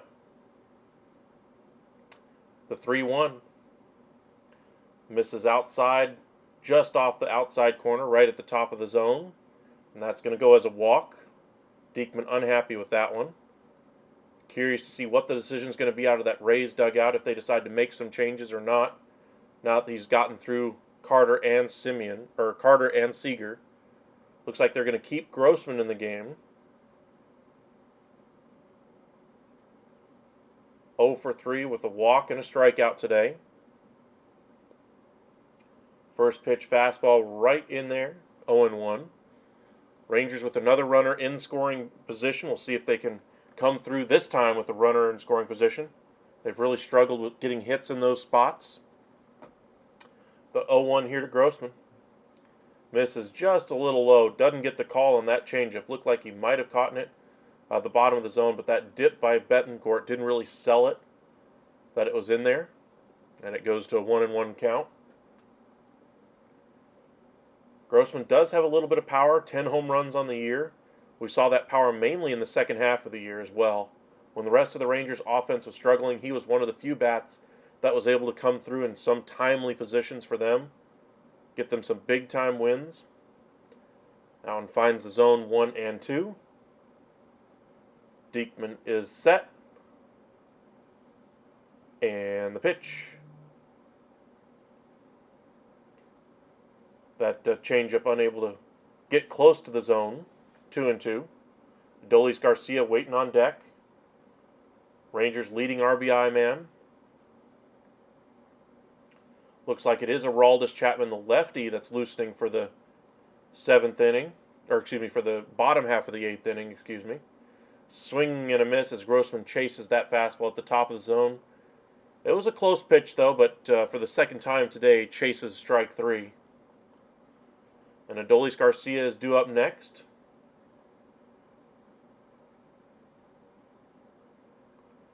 As they show a great defensive play by Michael Taylor in that Twins and Jays game. Adolis Garcia up there with 2 outs. Runners on first and second. Takes inside for a ball on that changeup. That one looked like a strike all the way, but unable to get the call. The 1-0 pitch fouled off. Evens it up at 1-1. Had 39 home runs during the regular season.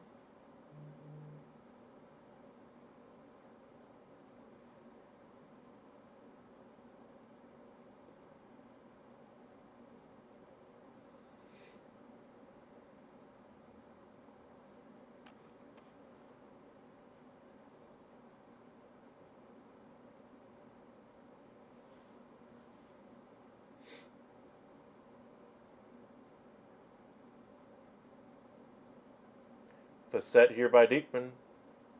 Swing and a miss. Now it's 1-2 here on Garcia as he chased that one a little bit high and away. See if the Rangers are able to scratch across another run, or if they're going to miss out on scoring with a run, or making a base hit with a runner in scoring position once again. The 1-2 pitch, 97 up and away. With that speed, it entices that bat to start a little bit early. Even if it is that wild off the plate, it still entices the hitter to at least get that bat started. But that'll go as a ball, 2-2. The set here, and the pitch.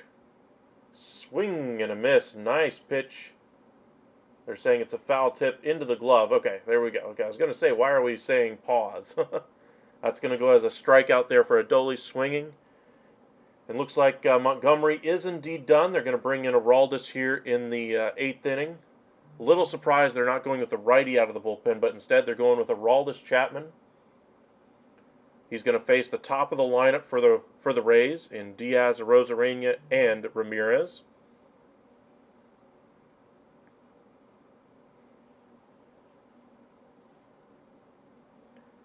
I don't know. Little surprised they're not going with Leclerc or Spores.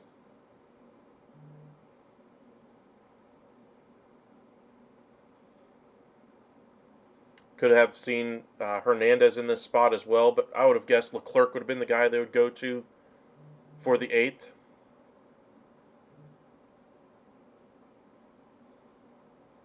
Yeesh. Getting like 1,000 notifications on my phone. Jeez. Just buzzing, buzzing, buzzing.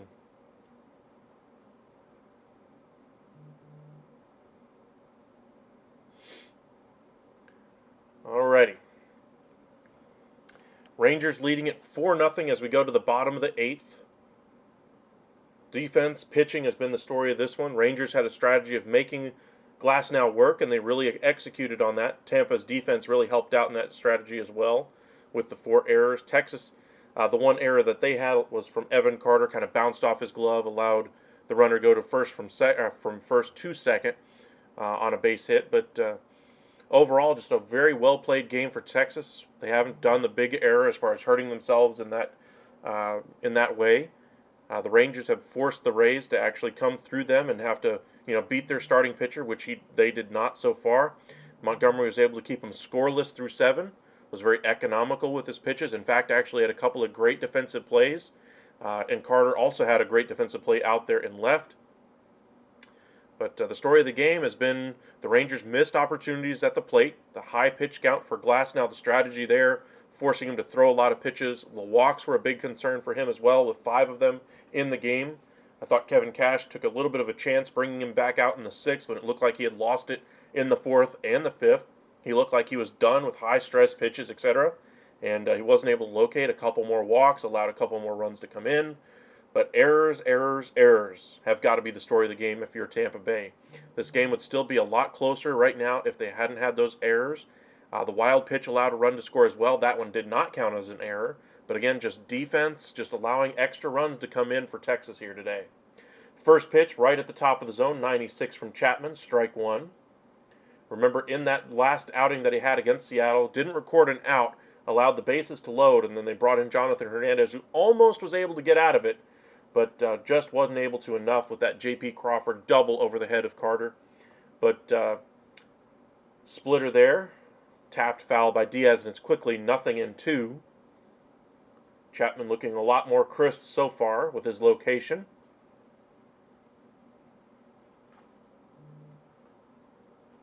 The set and the pitch, 99 or 100 mile an hour fastball at the top of the zone, fouled off.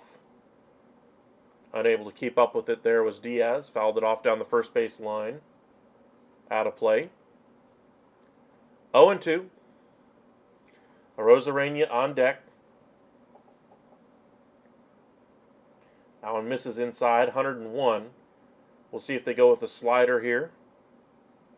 1-2 on Diaz right now. Has a strikeout so far today. 0 for 3. The set by Chapman. And the pitch. Another fastball up. Looks like they were trying to go away with it, but able to make contact and live another day is Diaz. Rays down to their final 6 outs in this one.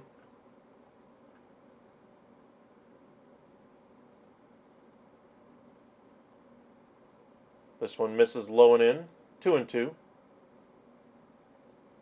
Slider there, just unable to get a good grip on that one, it looks like, as Chapman kind of fell off the mound a little bit as he fixes up the mound, his landing spot a little bit. It's 2-2.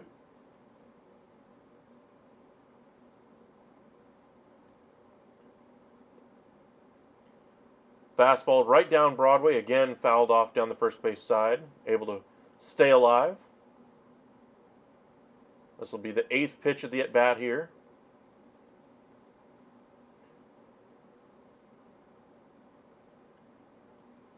The set by Chapman and the pitch. Nice 100-mile-an-hour fastball inside corner, tapped to Seager. Makes the easy play to first. 1 away here in the bottom of the 8th. Rangers 5 outs away from stealing Game 1 in Tampa. I say stealing because every single game a road team wins in the wild card round is stealing. This should be an easy series. I should say easy from the standpoint that they have home field advantage. They get to bat last. They get to make all those substitutions that they need to line up the way they need it at the end of the game. And so far, road teams have done fairly well with this new format. We saw it last year with Philadelphia, making it all the way to the World Series. And so far in Game 1 right now, Texas leading 4-0 against Tampa. 0-1 here. Swung on and missed. Slider down in the dirt. Unable to lay off that one is Rosarena. Trying to knock that one out into Miami. 0-2. The set by Chapman. And the pitch.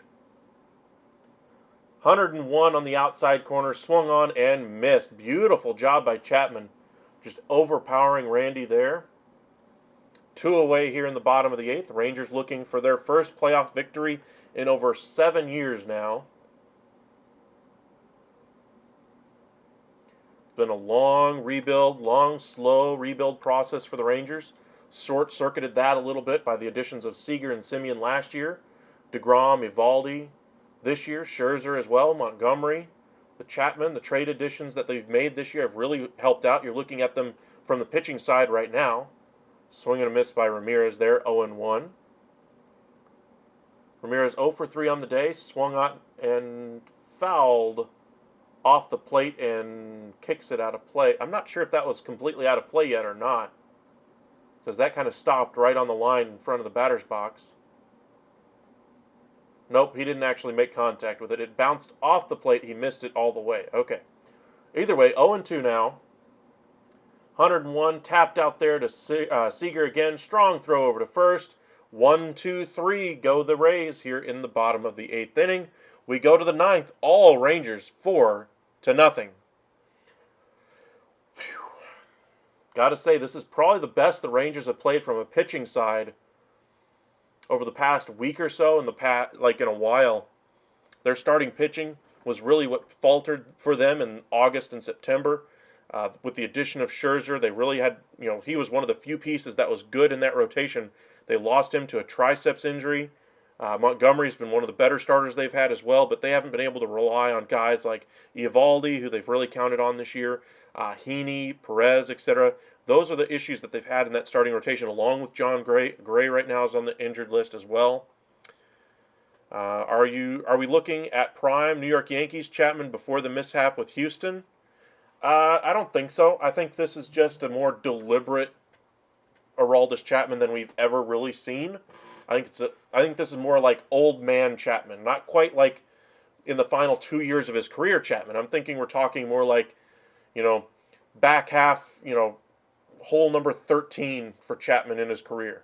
I still think Chapman probably has a good 3, 4, 5 years left on his career right now, but he's still a very effective pitcher. He's going to have more days where he struggles than he did in the past, but he's still a very effective pitcher, still throwing 101, 102, sometimes even 103 at his age. That's very impressive work what he's doing right now.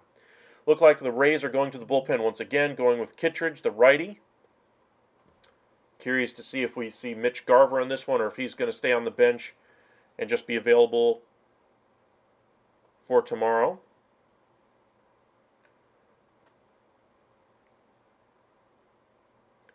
Nate Lowe, followed by Jonah Heim and Leody Taveras due up.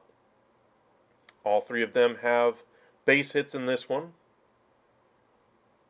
Heim also has drawn a walk. All three have also struck out in this one as well. Tyler Glasnow gave him a good effort, struck out a number of hitters, but the 5 walks, the defensive errors, the wild pitch really are the difference in the game right now. You're probably looking still at a Rangers lead right now, even if they were able to fix those issues. But for me, the Rangers would still be in front 2-0, and then you could really put some pressure on that Rangers bullpen. Old man Chapman, I like that. He sounds more poised and aware. Well, I mean, he is kind of the old man. He's still flashy. I mean, you saw the Rangers reporters say the second he came off the plane on any one of the road trips, he's the one you notice as the most well-dressed, to the nines guy. Little tapper here to Kittredge, first out here of the inning. But he's still a lot older than a lot of the pitchers that they've been relying on out of that bullpen, aside from Will Smith. Jose Leclerc, younger. Jonathan Hernandez, younger. Spores, younger. Everybody out of that bullpen doesn't have near the playoff experience that Chapman has either. So something to kind of keep your mind or your your eyes on, as well as Will Smith. See if he's back to being the Will Smith the Rangers counted on for the majority of the first half of the season, before he came upon his issues in August and September like the rest of this Rangers team. First pitch to Heim, strike. Mr. 3000, maybe.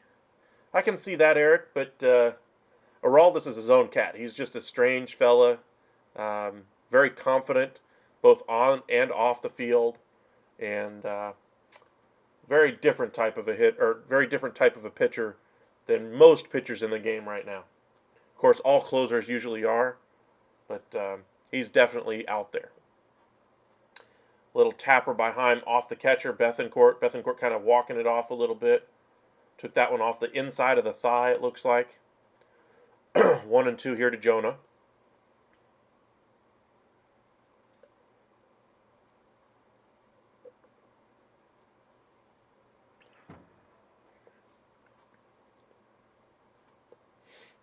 Giving him some time still to recover.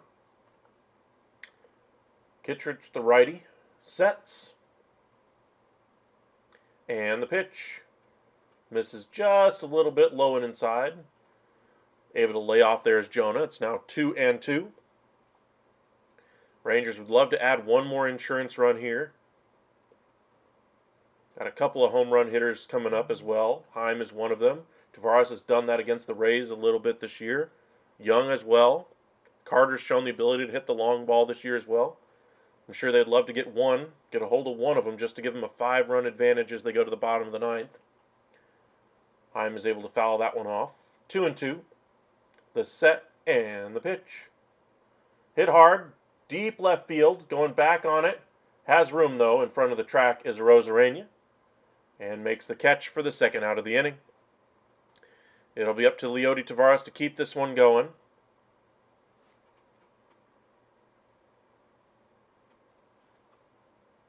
Looks like Jose Leclerc is going to be the one coming on for the 9th. Trying to keep those lefty bats on the bench for the Rays. I guess the strategy was they weren't going to take out the 3 at the top. Little tapper here up the middle to second and on to first, and Taveras beats it out. Nice work by Leody Taveras. A slow roller up the middle. Tough play by the second baseman, but nice work by Leody to beat that one out. He's 2 for 5 in this one. As I was trying to say, the Chapman decision to bring him in the last half inning was, I guess, because you knew they were going to leave those guys in the game.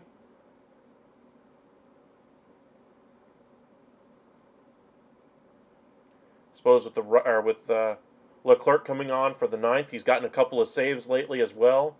Maybe you just trust him more at this point in the season since he's been able to execute in those spots. First pitch here to Young, misses outside, but what the heck? That one was outside by about 3 or 4 inches, and it's called a strike. A guy who's struggling chasing those balls, I mean, he lays off a good one there, and you call it a strike anyway. That's tough for Josh Young. 0-1 here. Dots up the inside corner. That plate is wide as can be right now.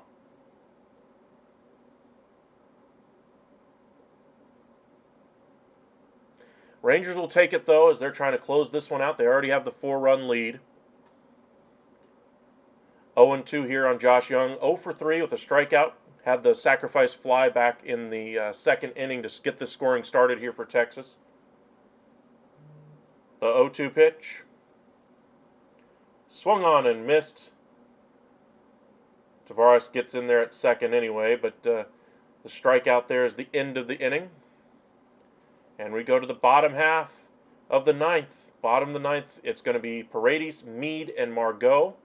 I imagine with Leclerc coming on, we will see some of the lefties come off of the bench. But robo-umps I'm very excited for, so we don't have to worry about the, subjectivity of the home plate umpire. What's a strike, what's not a strike. I want there to be a uniform strike zone. I mean, there's no reason why one day we should have a strike zone that's 3.5 feet across, and the next day we have one that's a foot. But he's done a good job calling the game here today. I'm not saying the umpire's done a bad job today, but that one was a little bit out of nowhere. In a playoff game, you really don't want to see that either.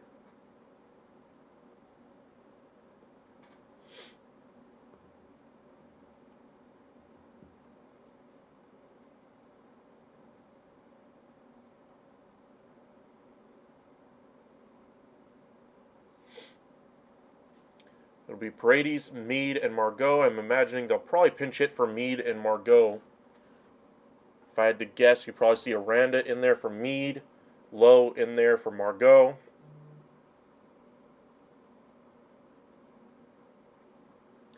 Another home run in that Twins game. Royce Lewis' second home run of the game. Wow. Told you they might have a superstar in the making. Well, apparently he's wanting to cement that right now. Looks like we're just about back from commercial break. Rangers lead at 4 runs, 9 hits, 1 error for Texas. No runs, 6 hits, 4 errors for Tampa. Welcome in, Cody. It is playoff time. Best of 3 right now. Texas on the road in Tampa. They have to win 2 of these 3 games in order to stay alive. They lead at 4-0 here in Tampa, trying to steal game 1.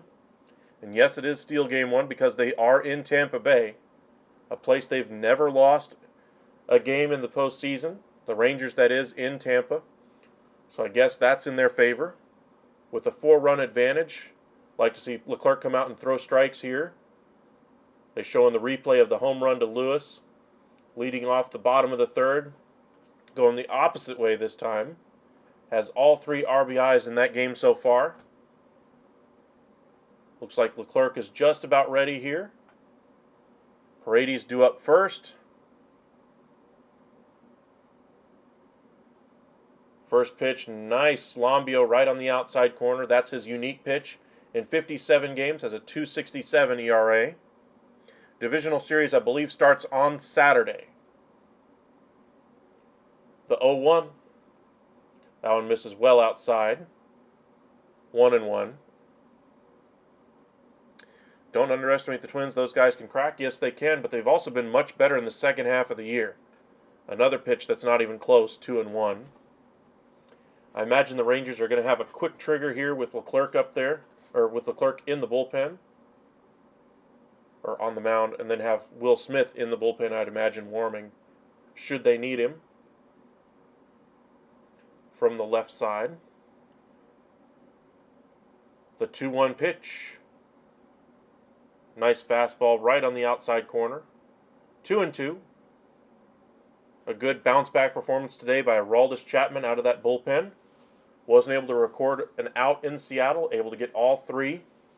1, 2, 3 here in the 8th inning in this first game of the wild card round. Time requested here by Paredes.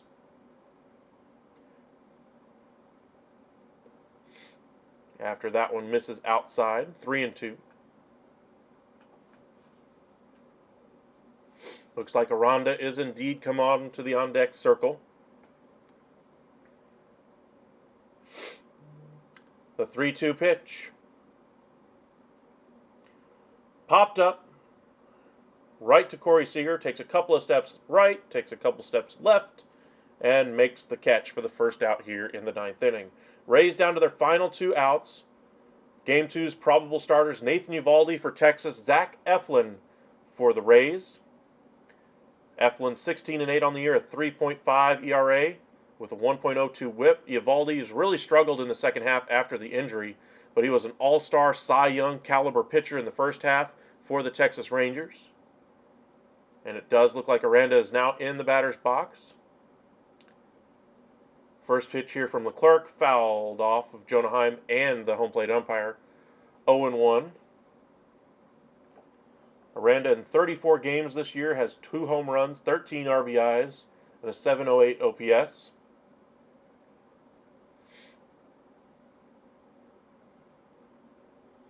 Good movement on those pitches so far for Leclerc. It's been a little bit wild in that first at-bat. We'll see if he's a little bit more measured now. Changeup misses well low, but gets the chase from Aranda. 0-2. Not where he wanted to throw that one, but good pitch nonetheless. Good result anyway. And he's quickly ahead, 0-2. I imagine we'll see another pitch like that down in the zone. Or maybe even see a high fastball.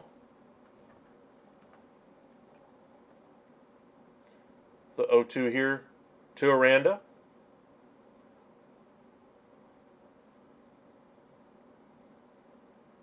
That one misses a little bit high, and we do get a time requested here. 1-2. Margot would be next, but I'm guessing Josh Lowe is in the on-deck circle. The set by Leclerc, and the pitch, swing and a miss. Chased that one, 91 off the outside corner. That changeup just beautifully located, taking advantage of the anxious hitter. 2 away here in the bottom of the 9th. Rangers 1 out away from a 1-0 series lead. That'd be 1 win away from winning this series if they finish this one off here today. And it is indeed Josh Lowe coming on. Had a good offensive year, 20 home runs, 83 RBIs. Hit .292 during the season and a 129 OPS plus. League average is 100, so the best offensive piece they've been able to bring off the bench so far. That one misses outside, and it's 1-0 on that 98-mile-an-hour fastball up and away. The 1-0, another off-speed pitch there, low and away this time. 2-0 here to Josh Lowe.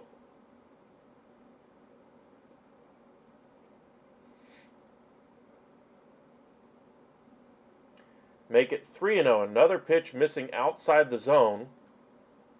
Maybe they're just waiting to get to Walls, who has had a good day today, 2 for 3. Of course, it looks like they've got another pinch hitter standing out there with Walls. Curious to see what they decide to do. That one does miss outside, and a 4-pitch walk to Josh Lowe. Curious to see if we see Mike Maddox come out there and at least have a nice little chat. Leclerc seemed to be in a rhythm up until that point.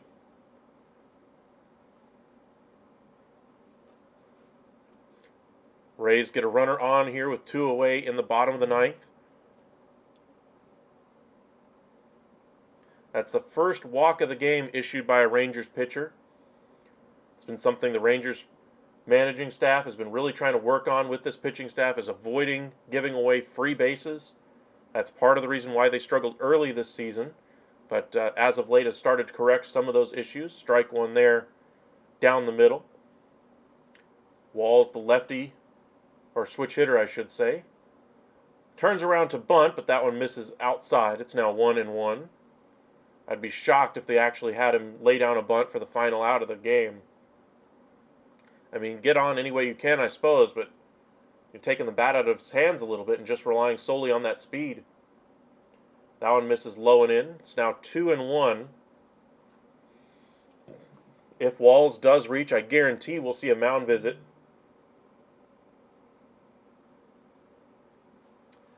The 2-1 here from Leclerc.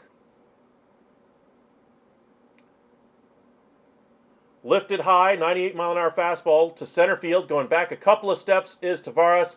He corrals it, and that's the 3rd out here in the bottom of the 9th. Rangers take the first game here 4-0. A 4-0 shutout of the Tampa Bay Rays in Game 1 of this American League Wildcard Series.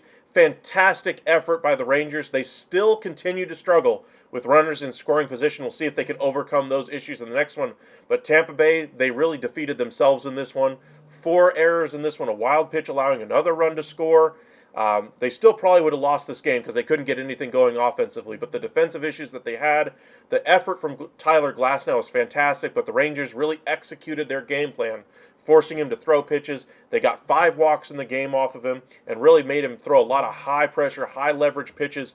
And while he was successful limiting them originally, the 2 walks in the 5th, going to the bullpen, really proved to be the difference in this one. Rangers take it 4-0. Fantastic start for Jordan Montgomery. Nice bounce-back performance from Aroldis Chapman there in the 8th. And then Jose Leclerc works around a 2-out walk in the 9th. So good overall effort from the Texas Rangers. Again, tomorrow's game we will have live for you guys here at the Upside. Make sure you guys join us at 2 o'clock tomorrow as well. Rangers looking for the sweep in the American League Wildcard to move on to the Division Series. Winner of this series will face the Baltimore Orioles. The Minnesota Twins currently on top of the Toronto Blue Jays 3-0 in the top of the 4th, even though Toronto is looking like they're threatening there with 2 outs in the top of the 4th. But appreciate you guys joining us today. Make sure you guys join us again tomorrow at 2 o'clock for Game 2 of this series, and we'll see you guys then. Y'all have a great day.